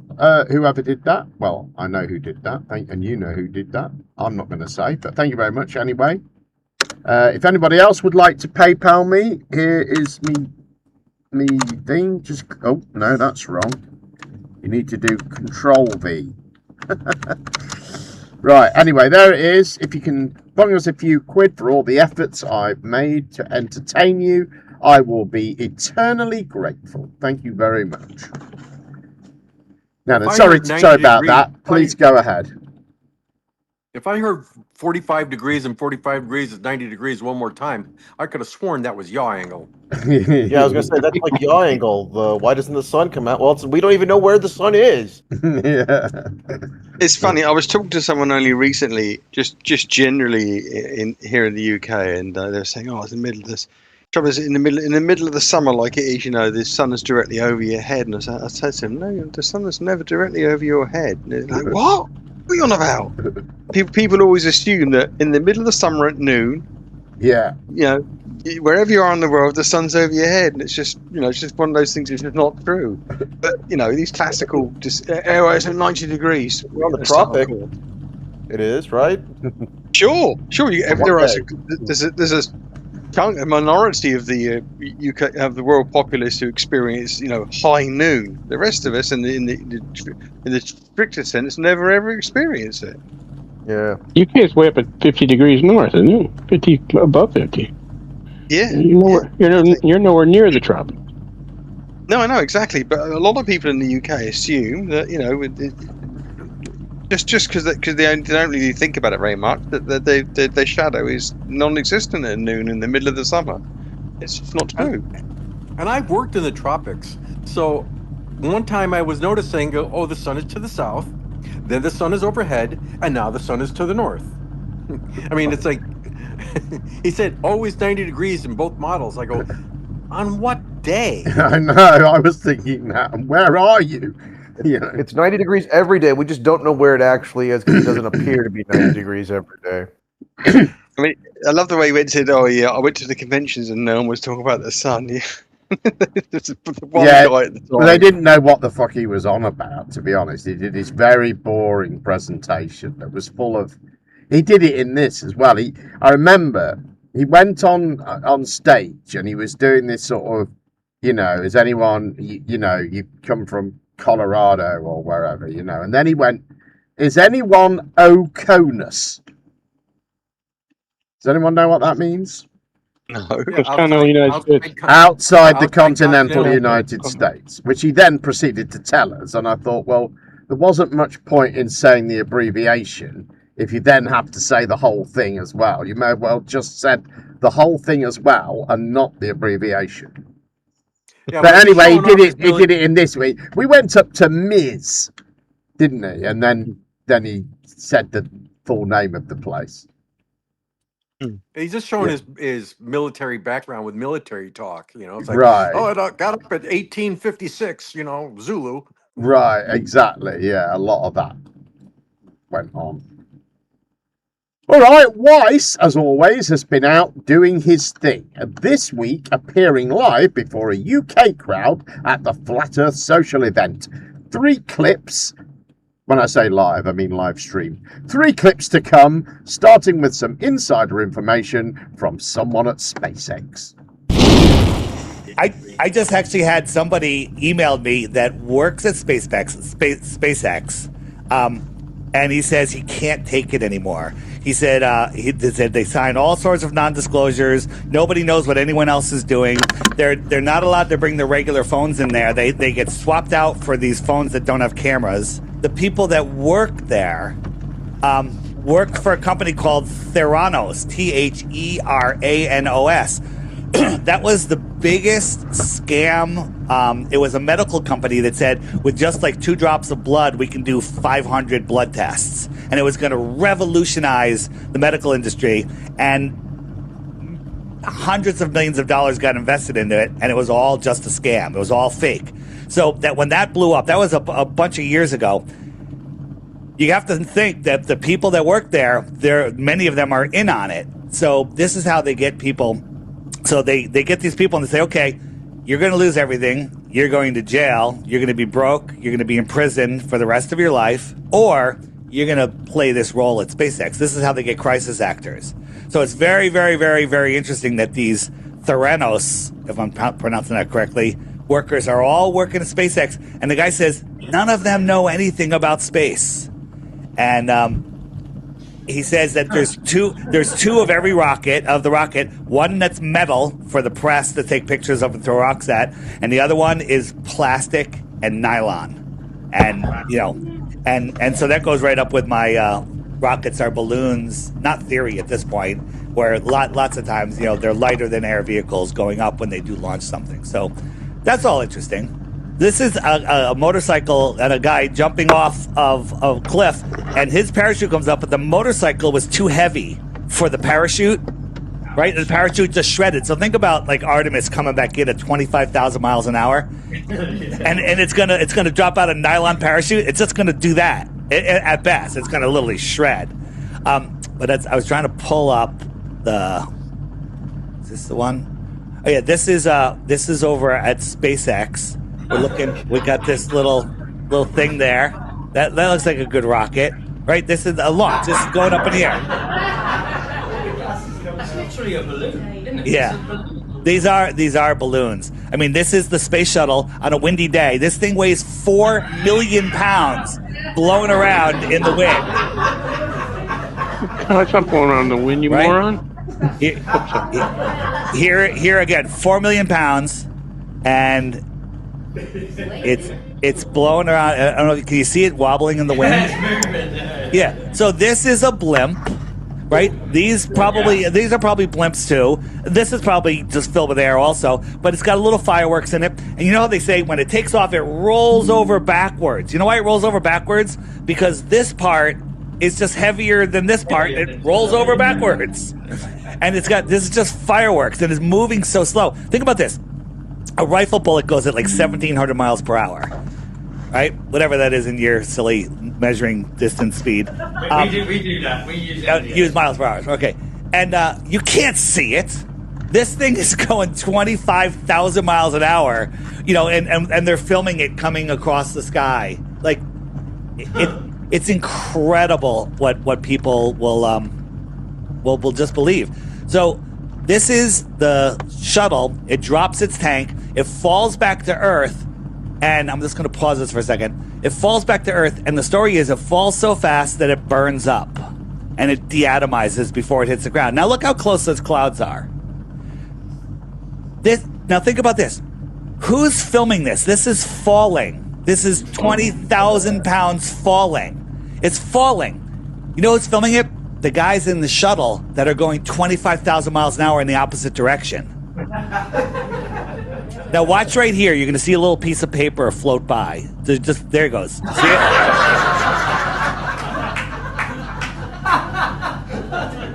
This is a Macy's Day Parade blimp. Now, a balloon. So let me just go a little farther. So we caught something once. Let me get it. Actually, it's not this one. Let me get to the next one. So this guy's filming it for all of this time. It's just incredible. It's absolutely incredible. All right, this is one I wanted to show you right here. So here it is. So if you can hear the video, the guy takes his camera and he shows you the window to make sure you see the Earth horizon, right? Right? And he said, this is just all done on purpose, right? Does that look like a space window, a rocket window? It looks like an airplane, but here it is. Oh yeah. So I don't know if you guys have seen this. I'll just keep this in here. I was talking to some Globers. I said, "Can you see the curve?" "Yeah, we see the curve." And I'm like, "No, you don't." And they're arguing with me that they do. And I'll show you. This is not the Earth from space. This is from the ground. This was Taboo Conspiracy. Was it Taboo Conspiracy? Somebody filmed this. It was filmed in their front yard, upside down with a solar panel. And I mean, and we don't get $70 million a day, but.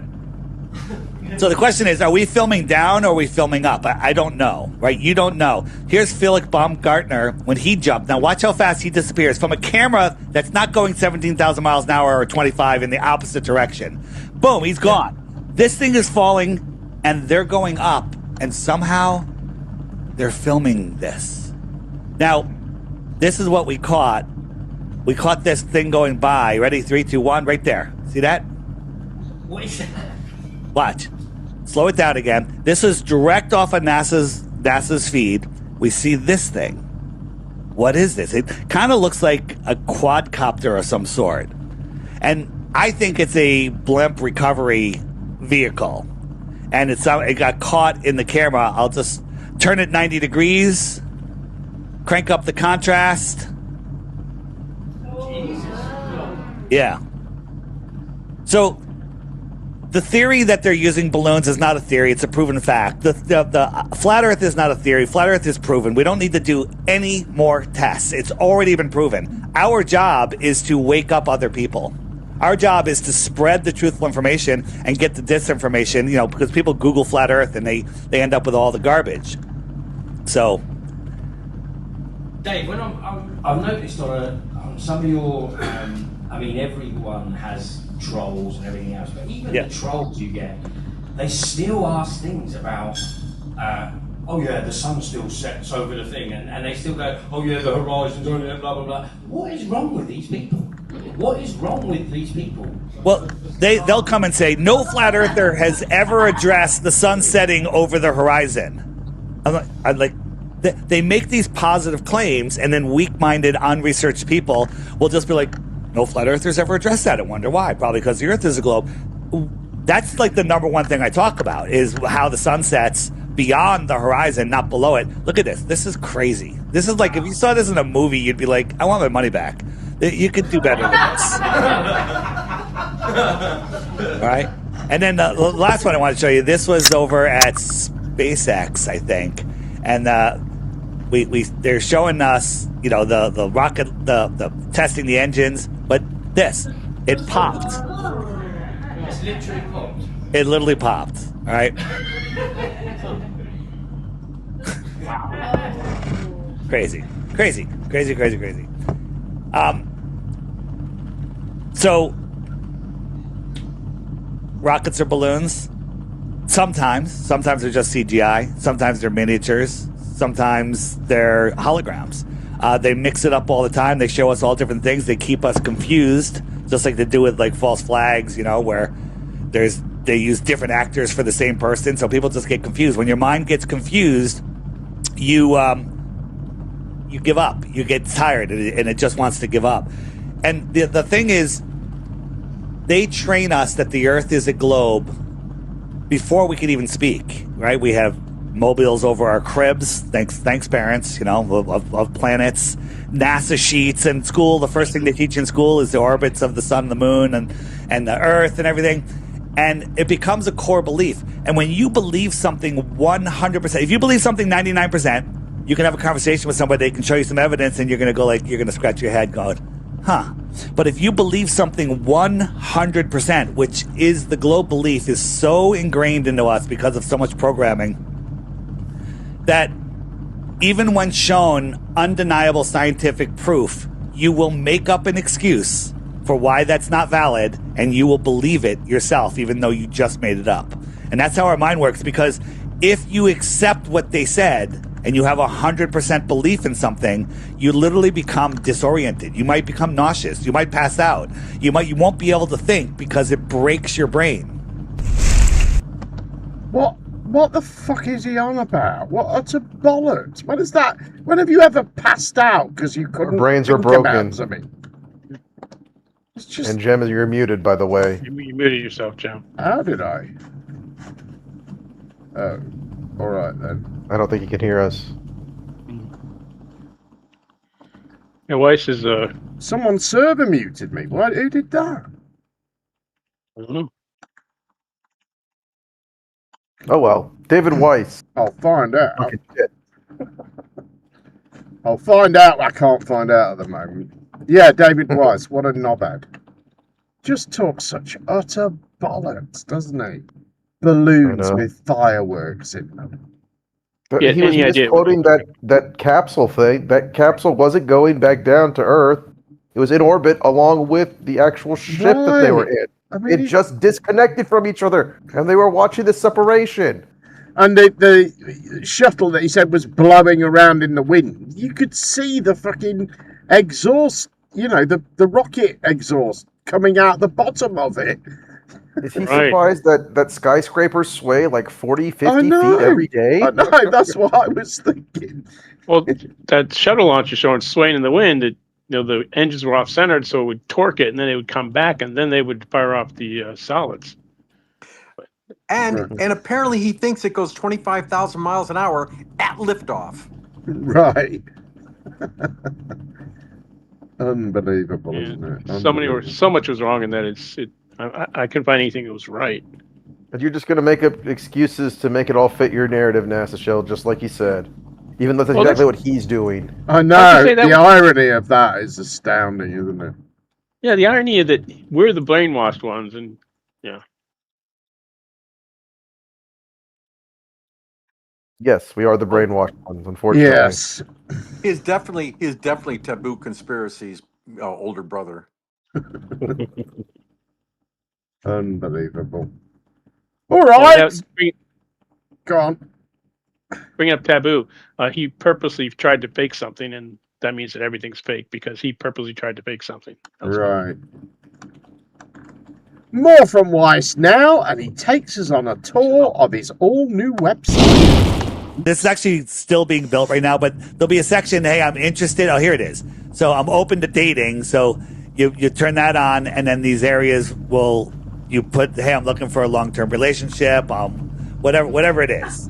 And then you'll be able to find, it's funny, but people pay $40 a month for Match.com, and it's horrible. You're never going to find anybody. Every single person that's going to be using this, you have more in common than any dating site will ever put you together with. And on the app,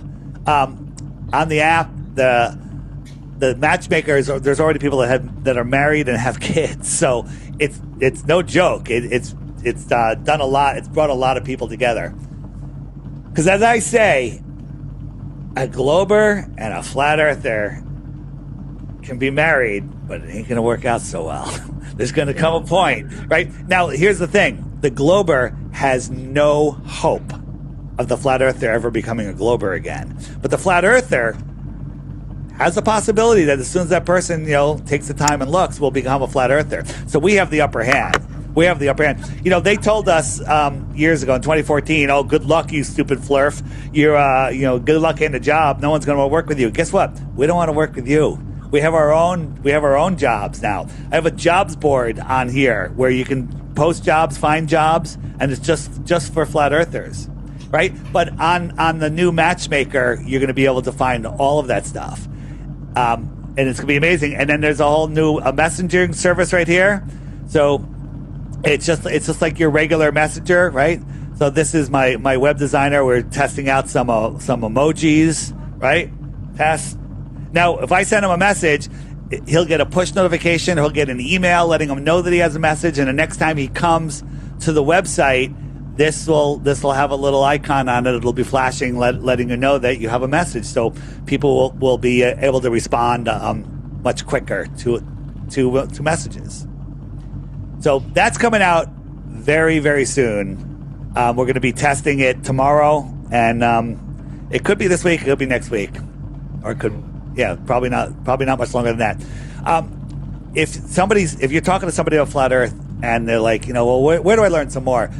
If you don't have a specific video to send them, a playlist, which you should, send them here and tell them to just check out the crash course. Right? And as they're going down, so they're starting up here, they're going down now, they can take a shortcut to the crash course right here. But as they scroll down, they'll be like, enter the rabbit hole. What's that? And you go here, and it says, I'm curious, I'm convinced, I'm ready to share. If I hit I'm curious, it takes you down very gently, different paths to finding out how stupid the globe is. And it has different rabbit holes. This is a 5-minute video of Flat Earth in 5 minutes. It's amazing. It's an old video, but it's really good. And it takes you down. There's quizzes that you can take. There's all sorts of stuff. You want to go deeper? I'm convinced. And now it takes you down a little deeper rabbit hole, right? And it just keeps on going deeper and deeper. There's so many pages to this website. I'm not even sure I've seen them all. The crash course. So the easiest thing I tell people is just go to my website and take the crash course. What's that? Just go to the crash course and I'll just click expand here. And I say, watch the first 5 videos. If you watch the top row of videos, you're finished. You're a flat earther. There's no way out, right? Then you'll keep watching and you'll learn, you'll see more. And these are just like the best flat earth videos. These are documentaries, if you will, right? We got the series right here, which is, a great place to start. I'm in 2 of them. And then my most iconic interviews, I got Roseanne Barr, I got Dropping Bombs. I got a new one coming out with Brad Lee, Dropping Bombs, any day now. Probably mid-July, probably. That's going to be amazing.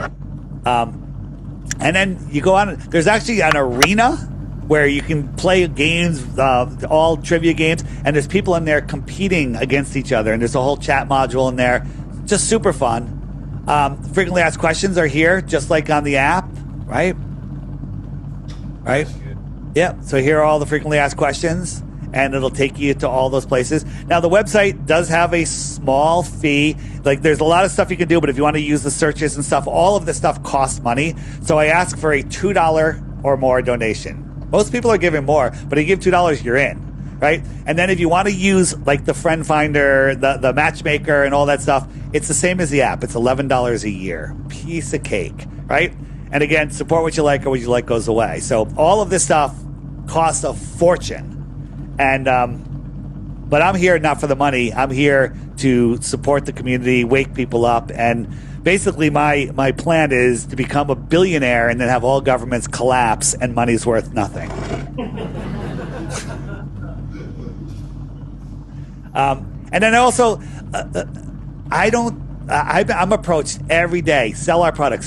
We'll pay you this. Gold Co. approached me. They're like, we'll give you gold and everything, right? I only do stuff that I love. These are my compasses and maps. These metal maps. They're awesome. And so I have a guy that makes them, drop ships them. I don't even make any money on this. He sends me some free ones. Then I end up giving those out. But I have my whole sponsor section over here. And this is all stuff that I love, right?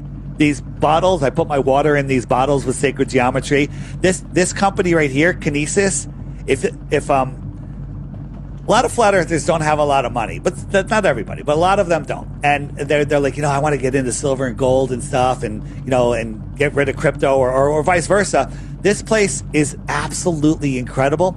You can trade your crypto with one click into gold or silver. You can buy a gram of gold or an ounce of silver, and they charge you like 12 cents versus other places that charge you like $5 an ounce, right? It's absolutely incredible. Again, I make no money on this, but this is an incredible, simple way to trade with one click. Let's say silver shoots up, right? Or crypto shoots up. And I was like, you know what? I want to get rid of some of it. One click, I could turn it into silver or turn it into a stable coin, and then I could go back and forth. It's like you can become a day trader with one click and no fees. It's absolutely incredible. Things I love. I put things I love on here. It's like, you're trying to make money. I don't even make any money on most of these things, right? But some of them you get a little bit. These are Nathan's flyers. Anybody wants the flat smack with flyers, I have them out there.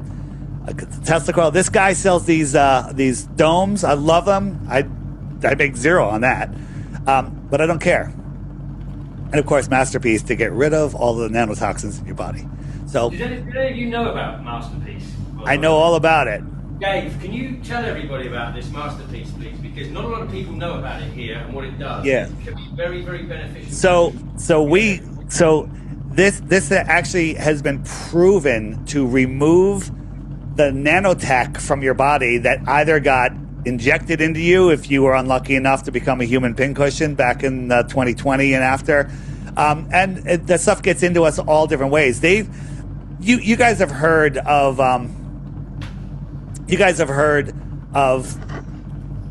saying that people have MAC addresses in them. You've heard that, right? Yeah. So you have an IP address. And even for me, I'm like, oh, come on, right? But they did a test out in the middle of the wilderness where they had these testers out there, and then somebody with no electronics on them would walk up and it would detect a MAC address, literally an internet MAC address in the person. And some people had more than one address in them. And this stuff is proven to get rid of all the other toxins in your body, but it also gets rid of those. And I love it. That's why I have it. If you want to learn more about it, listen to Crow 777 Radio and look up his stuff. In all of my videos in the description, I did an interview with them where we talk about it. And I tell people, don't believe anything I say. Verify all the stuff yourself. I'm just trying to share. Such a liar. Such a liar. I will gladly not believe him. Thank you. Thank you for permission, David Weiss. Anyway, the great Gertrude Perkins says, I fucking hate space deniers and flat earth believers. So willfully ignorant and so willfully arrogant. Ain't that the truth? Thank you very much for that super chat, the great Gertrude Perkins. Very much appreciated. Wouldn't it be ironic if you found out that David Weiss actually bought a Starlink for his internet connection? He's unbelievable, isn't it? Just the bullshit that he comes out with. It's just, it's proven to remove all the nanotech in your body. Well, he did say two true things. He said, don't believe what he says. He also said that flat earthers don't have a lot of money, and that's also true. But it's a tactic, isn't it? That, don't believe what I say, just research it all. They know that the whole point of saying that is so that you won't go and research it. So that you'll go, oh, well, he must be honest if he's saying that. It's so that you won't bother to go and research it because you think he wouldn't say that if there was a need for you to do that, He's playing 5D chess, Jem. Yes. These people are only playing 3D chess. Yeah, what do you think to his website? You can It looked better than Witset's website for sure. Yeah. Yeah, for only $2, yeah. And thank goodness, now I can finally date a flat earther. Woohoo. Yeah. That worked out so well for Witset, speaking of Witset, yeah.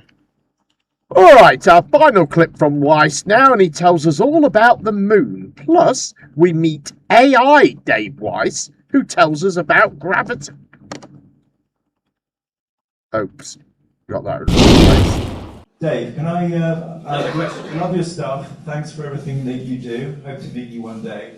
Can you please summarize what you believe the moon is? Just don't say I don't know. And obviously, this is. I'm gonna tell you. I know exactly what it is.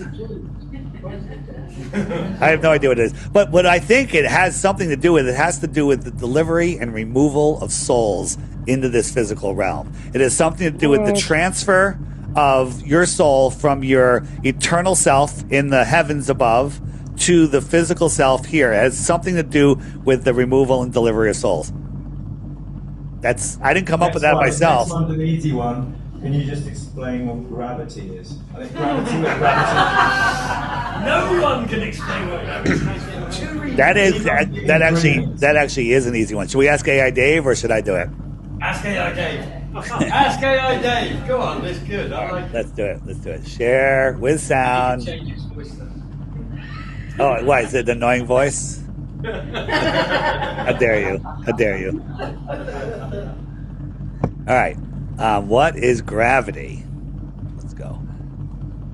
See, these are the things that you guys can do with the website, mate. Just you pay $2 and you can ask anything that you want to, and it will take all of those 1,400 videos and interviews from everywhere across. And Here it comes. You will definitely get the answer. Here's the thing. Gravity is still a theory. Which gravity? Newtonian or Einsteinian? The Cavendish experiment ran for days with the sun and moon passing overhead. Electrostatic forces were never ruled out. The Earth carries a negative charge. The atmosphere carries a positive charge. 2 Gaussian surfaces. Put a positive charge on something neutrally buoyant and it moves down. Electrostatics is enormously stronger than gravity. Even Michio Kaku discussed discrepancies off by a factor of 10 to the 120th power. The only thing gravity pulls is you away from God. Here's where I dig into this on the show. The Flat Earth Podcast. Episode 3, Kevin the Teacher, PAT Life Podcast, Flat Earth Edition. When the Globers argue about gravity, the head scientists at NASA, not that I count them for anything, but the head scientists at NASA say that gravity is electrostatic. It's not a gravitational mass attracting mass thing. It is electrostatics. I was going to say, so the head scientist, Michio Kaku, says that the electrostatic force is 10 to the 36 power stronger than gravity. Right? 10 to the 36 power. That's 10, 1 with 36 zeros. Well, that sounds like a big number, but we've heard of bigger numbers. I want somebody to guess. If we had a grain, now it's that much more stronger than gravity. So if we had a grain of sand and we made it 10 to the 36 power bigger, somebody guess what you would compare that size to. Someone throw out a guess. Bournemouth Beach. Mount Everest, Bournemouth Beach. Anything else? The Milky Way. That's pretty big. So they tell us that the universe is 13 point something billion miles wide or years old, or I don't know. It's crazy number. 10,000 times wider than the known universe. Right? Your mind can't even fathom what that number. That number doesn't even exist. Okay? They say 10 to the 36. That is insanity. So if we had a tug of war going, and we had the smallest fruit fly on one end of the tug of war, and we had every planet in our solar system and its gravity and everything pulling on the other side, that's not even a fair comparison. So basically what they're telling us is that gravity is nothing. They're telling us. People are too stupid to their brains melt. They don't want to think it through. They're telling us that gravity is nothing. Who's going to win a tug of war? A fruit fly against a locomotive? That's not even a fair comparison. You need like 9 billion locomotives pulling on the other end of that rope. That's the difference between electrostatics and gravity. They're telling us. We can manipulate electrostatics. So the only thing that Globers have is they say the Cavendish experiment, this scientist got 2 lead balls, big giant lead balls, and put them in a thing that pivots and put them in a barn next to each other and watched them over 2 days. And they slowly went together. And they said, well, that's because of gravity. Well, he didn't isolate electrostatics. The sun and the moon went over twice, right? The sun and the moon are the anode and cathode of our electrical system. So the electrostatics are changing constantly. And how does he know it's not the surface of the electrostatic charge that's pulling them together, which that's what probably did it if it wasn't a breeze or something. It would have to be the center of those balls attracting each other to prove gravity. So again, they don't have any proof of gravity. So what is gravity? Gravity is nothing. Gravity is Narnia. My name's Sam. My question is, it's a bit spiritual. Do you think that the stars have consciousness? That's just my opinion. Again, you can't science the sky, but I do think that the stars are where our eternal souls are, the heavens above. That's where our home is. And we come down here to have this physical experience and expand the mind of God. So we're down here having this physical experience and here to experience that which we are not. By the way, on the app, I'm going to have the super search on the app also. But if you search in regular search, just search for Darius J. Wright. My interview with Darius J. Wright, he talks about the other side, where we come from, and it's very, very interesting. Oh dear! What a very load of interesting. crap. So that's crazy. He would have been a good politician had he not gone off on the deep end, because that rhetoric he was using there was excellent. Wrong, but he said all our souls go to the moon. The only ones that have been to the moon are all Americans. Sorry, Americans. And he wants to quote Michio Kaku. Yeah, who's the head scientist at NASA, apparently. Yeah, there you go. Which he's not, but that's okay. He thinks of everything in this sort of childlike way, doesn't he? The head scientist said it. Why is he still going back to the oldest form of that experiment? We have repeated that experiment, ruling out those variables that he's asking about. Right. Plus, even when Cavendish did it, he did it 17 times or something. It was multiple experiments. It isn't just one. And he's correct. Electrostatics is stronger than gravity, but electrostatics only works at relatively short distances. He leaves that part out. David Weiss has his head in a vice. Right, Mikey Smith now, and a clip that was very disturbing to edit. Luckily for you, I've missed out most of the gory details. Anyway, here is Mikey to tell us all about his hernia. And we're going to talk about what I've been doing. Of course, you guys already know what I've been doing, street activism. We're going to talk about that and my health problems in relation to doing street activism and the shit that I do, right? Like I said, I would walk through a frickin' concrete wall in order to speak the truth. Okay? I don't care if I have frickin' I'm short one leg of a short of a leg and an arm. You don't understand who the fuck I am. You don't understand it. You don't get it. You never will, because you don't get truth. You don't get honesty. You don't care about humanity. You don't care about shit. You just sit there and watch me babble on and do the work for you. So let's just, I know it's hard to take that in, but so is a bullet, right? So just take the bullet and deal with it, okay? I am in pain sometimes when I'm out in public standing for many hours a day when I do this activism, okay? That's why you see me go back into the car and try to adjust my groin, because I'm in pain. So what am I supposed to do? I'm talking to the people out there who love to sit down with their boyfriends over tea. Because now it's tea time, folks. We get to sit and not show our own faces because we are scared. Very scared. Ooh, someone sees my face. Ooh, and I have to sit here and pretend that I'm curious about the truth. And yet we're going to waste whatever minimal amount of people watching their channels is. I have numb feet. You saw me hitting my legs with a hammer the other day. And a hernia for the last 7 years.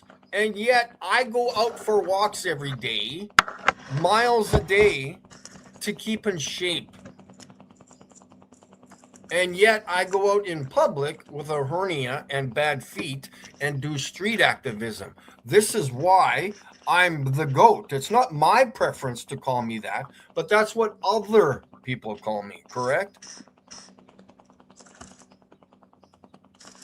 And if I needed to walk to the city, which takes an hour and a half to drive to, I would walk there if I had to. That's the person who I am. What are you going to do about truth? Are you going, seriously, people in the chat, do your neighbors know that you know that the earth is flat? Do the people within a 10-block radius of your house know that the earth is flat?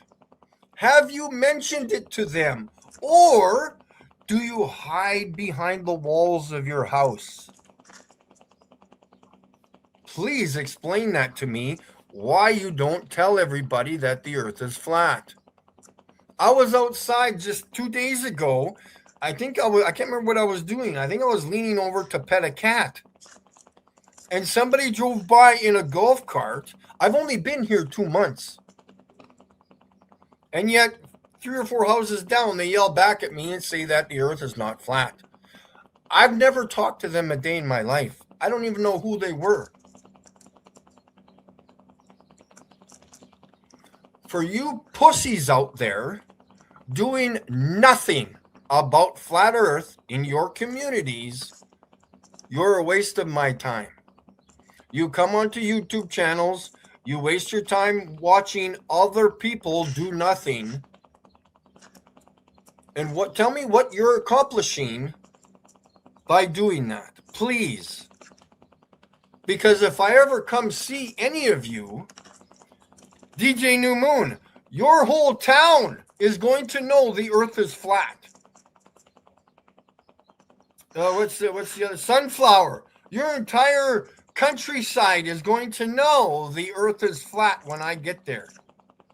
Quebec province is going to know the Earth is flat when I get there.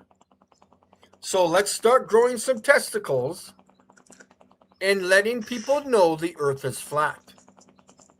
I am tired of it. I know many of you people, even watching right now, say nothing to nobody because you're afraid of being ridiculed. Let's grow up and let's come on. Go get a cardboard box, flatten that fucking thing out, write Earth is flat on it with a marker, and go out and stand on the street corner. Is that such a problem for you? Why haven't you done that? That is my question to you. Why haven't you left your front fucking doors and told your neighbors that the Earth is flat? You explain that to me right now, and I'll wait a couple minutes while I push my hernia back in, okay? Those are clues. All we're doing here, again, we're not trying to prove anything. We're trying to disprove things. We're trying to learn, trying to collect as much information as possible in order for us to be able to think. We need more information to think with. We don't have enough, intel. We don't have enough information. We have to collect information in order to think. And the thing is that we already have a lot of information, that allow us to, to state things that, that we knew before, but just by deductions. Now we have, we have hardcore evidence. And actually, I think we have enough evidence now to contact all these big actors. Sam, when I get this kind of footage, I don't care if the news corporations are controlled. I'm going to every news corporation in this province, and I'm talking to them face to face, and I don't care if they have to phone the police on me or what. I don't care. They're going to know. Why should they? So they're going to try to do all these people do, try to discredit you by saying, oh, you're crazy, your equipment is bad. Well, when we have okay, at that point, we're going to have 100 stars and the so-called planets recorded.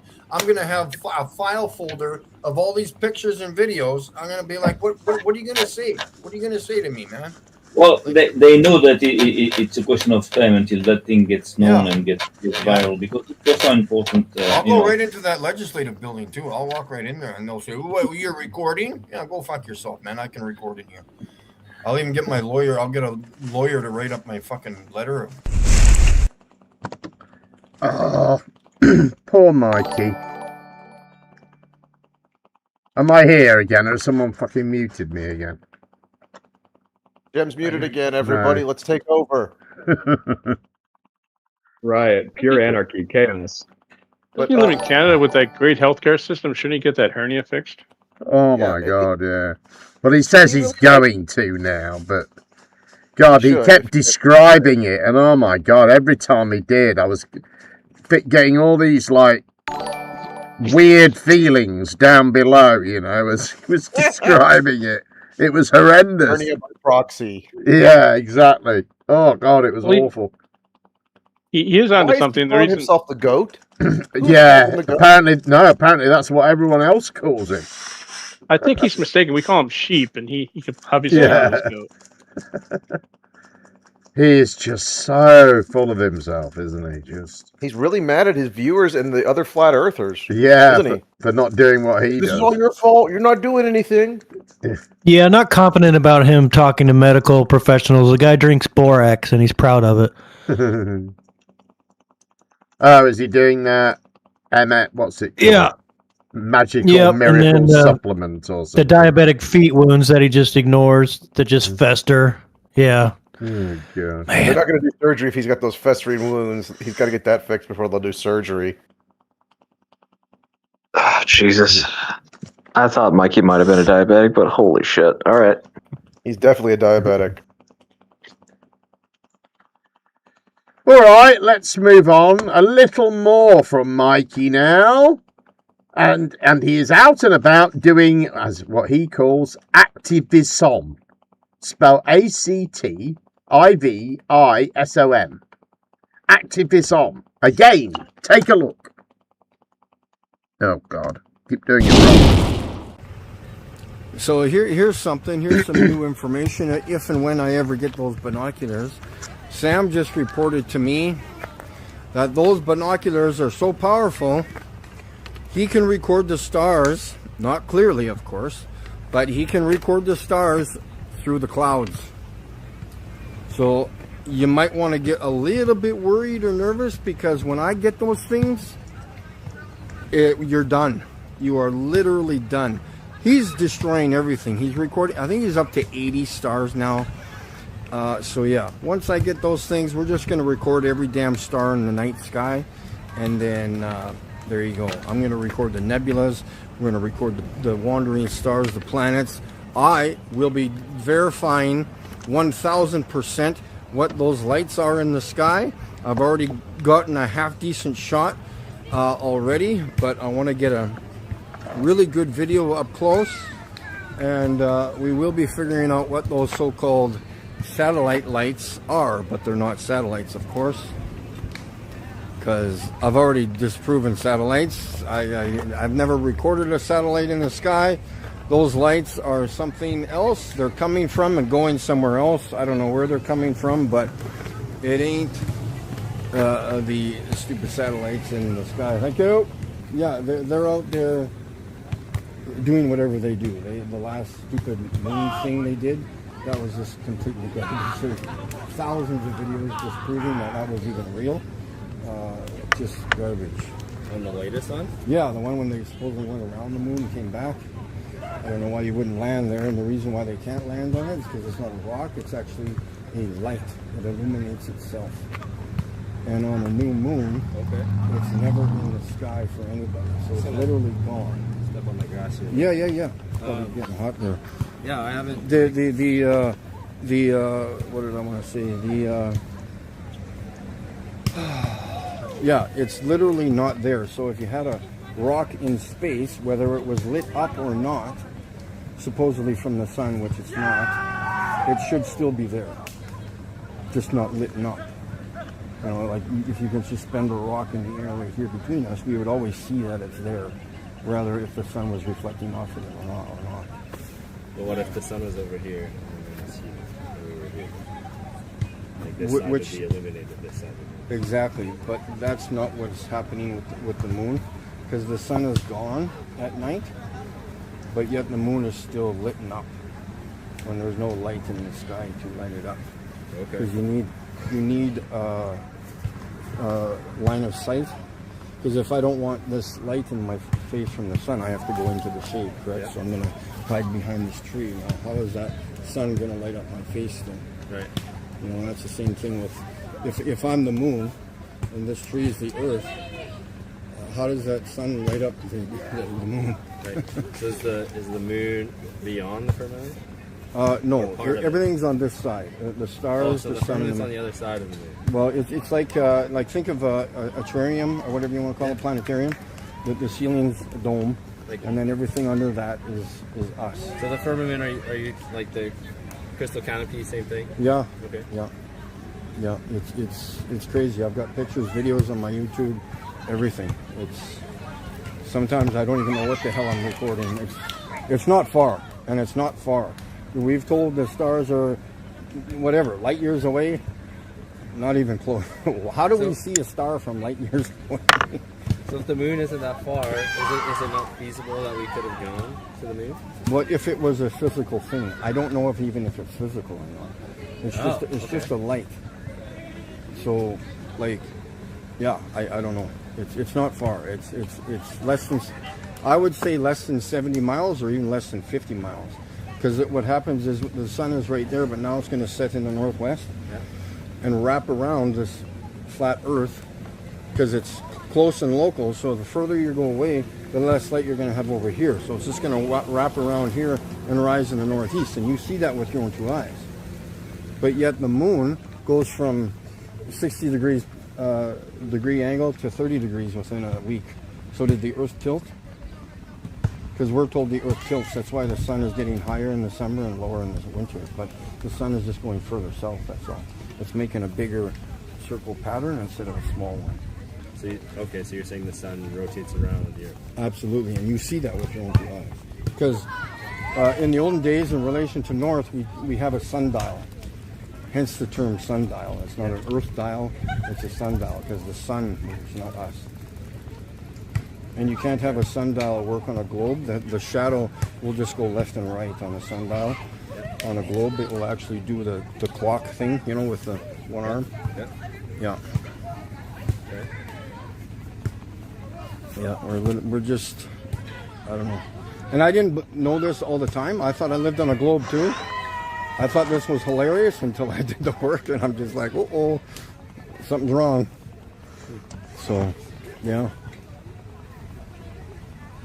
And then again, if we're spinning, how come the ball goes across the net and not over here into the trees every time if we're spinning?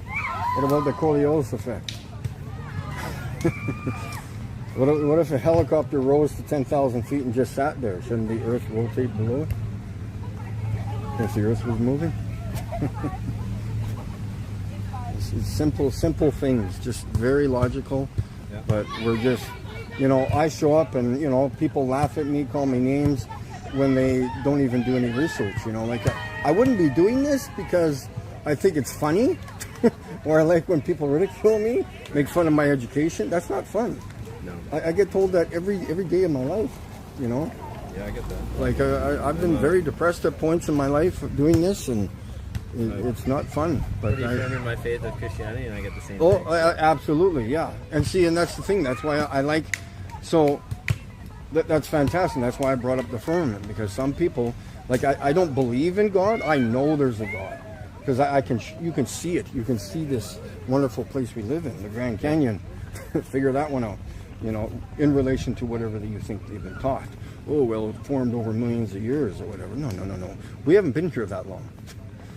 A few thousand years, you know. No, that's good. Yeah, and then like you said, like, that's what I like talking about is, so he divided the waters from the waters. You need to think about that statement there for a while. If he was going to divide waters here on Earth from the waters above us, what do you think would happen? You need to create a dome, and that's where there's water literally above the firmament. Okay, like I've heard of, you know, the flood being the breaking of the firmament, the water in that crystal canopy coming down, and that it's no longer there. That it could be no longer there. The water. Yeah. Oh, that's an interesting. See, I like that. See, I've never heard that one. I've never heard that. That's interesting to think about. There's a guy on YouTube who's a big young Earth creationist believer. Yeah. And that's his take. I forget his name. Huh. Cool. I never thought about that.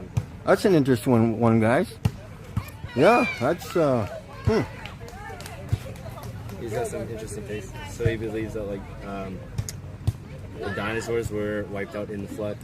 Well, if they existed, I don't know. Okay. I don't think they existed. Okay. That's my take on it. There was no proof of it. But yeah, no, that's interesting. Yeah, because I think the Milky Way was the crack that let the water in, but that's just a silly theory of mine. Because it looks like a crack that's been sealed up or welded shut. To me, like the actual Milky Way that's straight, not the spirally one, because that's CGI. Not the galaxy. Yeah, that's because that's we see into supposedly. Yeah, exactly. That spirally deal. That's a CGI. The actual Milky Way is a straight line that goes across the sky. So, because we'd be looking. What they're saying is you're looking in, like if you're part of the galaxy. Yeah, no, I get what you're saying. Yeah, you're looking at a small part of that curved part, I guess. But again, that's just a CGI picture. So, and the firmament, not the firmament, the Milky Way actually goes with everything else, like in the sky. So the constellations never change. So if you're spinning in 3 different directions, which I know those speeds, there should be things way out of circuit. Like the Big Dipper should never be the Big Dipper even by tomorrow night, because you're going in 3 different directions. What do you mean, three directions? Like Well, this tree, all these trees are in alignment. Okay, so if we started spinning this park in 3 different directions, this way, that way, and this way, don't you think these trees would be out of alignment? That's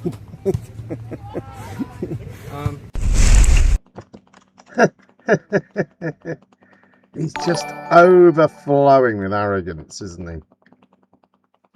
Needs to mind his P's and Q's a little bit. He's been talking to a lot of unsupervised children lately, too. Yeah, I saw, because in the video, he drives to that spot in particular, and he says, oh, yeah, they're playing, should be some people around here, they're playing volleyball. And, it's not an accident that he's turned up there. And given his history, I think he probably should be selecting different locations to that, It was annoying, too, because his sound was really bad, and all we could hear was the volleyball game in the back. Oh, well, I could hear it. Mm.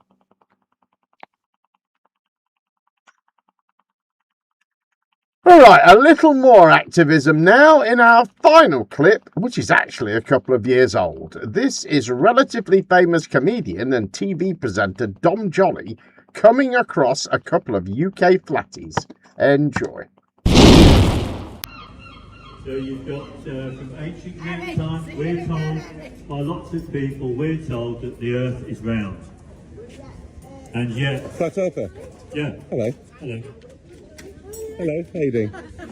I've never met a proper flat earther in Oh, England. okay. How you doing? Sure. So the Earth's flat? In my opinion, yeah. Okay. Not. Who's lying about it though? Is NASA lying about it? Oh yeah, sure. So well, I've got to, haven't I? But if NASA are lying about it and the Earth is flat, what's in it for them? What's it for them? They skew people's understanding of what the real world is like. Yeah, but if the Earth's flat, why don't they just tell us it's flat? That's what I don't Because get. they don't want people to wake up and realise what the real life is like. What is real life like? It's a bit Not shit. very nice. It's raining, but that's not going to do a flat Earth. Just we live in England. Raining. It's not just raining. People are unhappy. Well, yeah, but it's not because of flat Earth. Listen, I'm doing a show tonight on conspiracies at Storyhouse. Come along. On the Storyhouse? Yeah, I'm talking about it. Oh, God. I took a flat earther to the edge of the flat Earth. Oh, right, okay, Yeah, sure. in Well, Fogo. but one thing you won't be able to do is prove that you're living on a ball. No, I can't. I'm a globetard. Yeah. You can't do it. But that's because I've been in space. But I have been. Well, the thing I've been is- up in a hot air balloon and I've seen the curve of the Earth. Oh, right, okay. So why is it? See it unless you at least. If you do the maths to it, Yeah. you cannot see it at all. Okay. like that. You've done the maths, have you? Well, people have done the maths. People have done the maths, yeah. Have you Yeah. ever heard of Tyson, deGrasse Tyson? Mike Tyson. No, Neil deGrasse. Yeah, I Neil have. deGrasse. Yeah, I have. You should come and see my show tonight. No. You don't want to Unless we hit. get a free ticket. What? Unless we get a free ticket to go in, then we can argue, we can debate. Oh, I debate already on tonight. your show. I'm already debating tonight. I've got Julian Northcote. Do you Oh, know that's him? a shame. He's one of the No. leading conspiracists. Oh no. Yeah, you don't know him. Don't No, rate no, him. no, never. Okay. All right. Well, good. Nice to meet you guys. It's great. It's all right. I don't need any stuff. I've just written a book on it. But thanks. Oh, yeah, sure. Good luck. You might No, I'm good. No, it's all right. No, Thanks. no, Cheers. no. I don't want to what? I don't want to what? You don't want to get educated. Oh, I am educated. That's why I don't need it. Bye. You know, somebody told me there's a pink elephant roaming Chester. I forgot to ask you a question. No, go for it. Are all the other planets flat or round? The moon, is it round or flat? Do you want my own personal opinion? Well, obviously. Sure, well, I don't know. You may well, I don't know, something that somebody else says. But in my own personal opinion, I see it, they're round. Obviously, you can see that from the telescope. But whether they're spherical is arguable. I mean, I've not seen any... So it could be a flat plate on its side.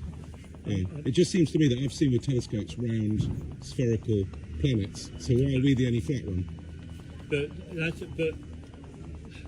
That's you're asking a question to support your own view. No, I'm asking a question because that's what I know. No, you're asking a question to support your own view. Okay. It's like saying, well, it's just because I'm not if really. all the balls on a snooker table are round, why is the snooker table flat? But that's exactly. No, I know, but I'm asking if that's your. That's just the way it is. That's just the way it is. It's just the way it is. Okay, so we're the snooker table and the planets.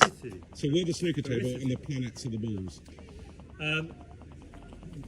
We're the table, well, in my opinion, water always finds its own level. The Earth, obviously, the land masses have all obviously got mountains, hills, topography, everything else, okay? but water will always find its own level.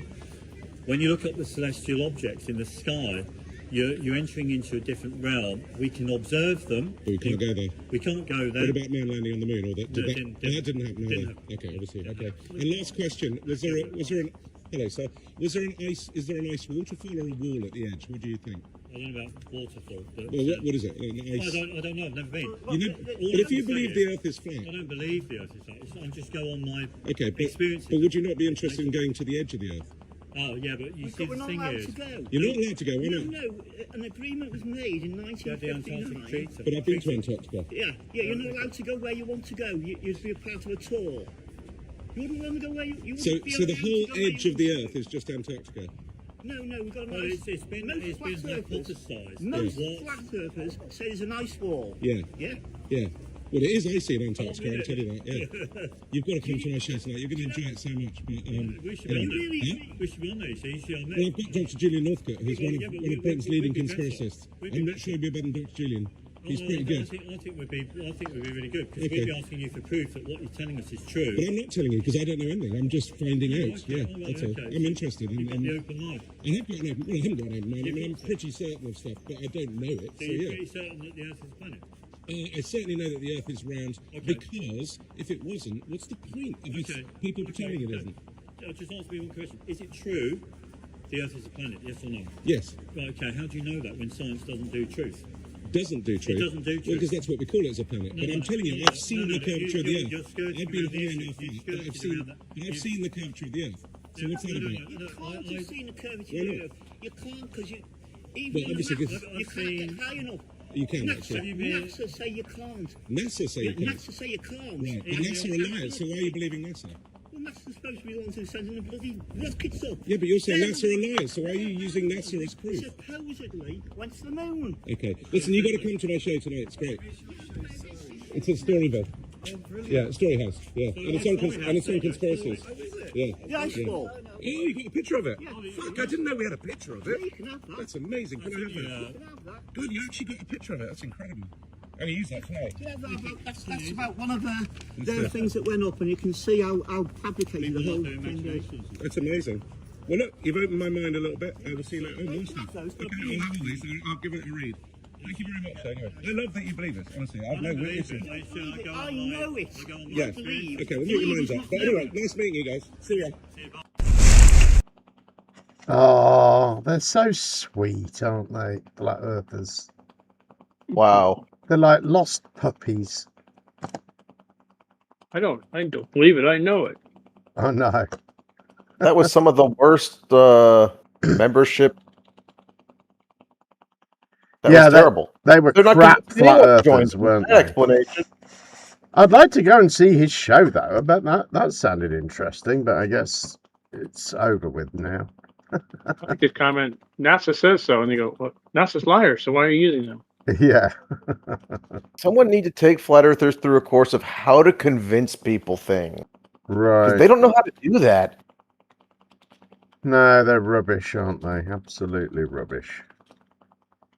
Anyway, that was our final clip. Thank you, everyone, for being here. Thank you to everyone who super chatted the show. Thank you very much to everyone who PayPal'd me. Hang on, I'll stick the link in one more time, just in case anyone didn't get round to it who now feels like I deserve a few quid. That will be very gracious and gratefully received. Thank you very much for being here. Thank you to everyone who was here on the panel. We will be back in 2 weeks' time at the usual time, which is 10 p.m. UK time, with more of the same. And we'll be back here in a few minutes' time with loads of bullshit from the Debate Flat Earth and More Discord server. Thank you, everyone, and have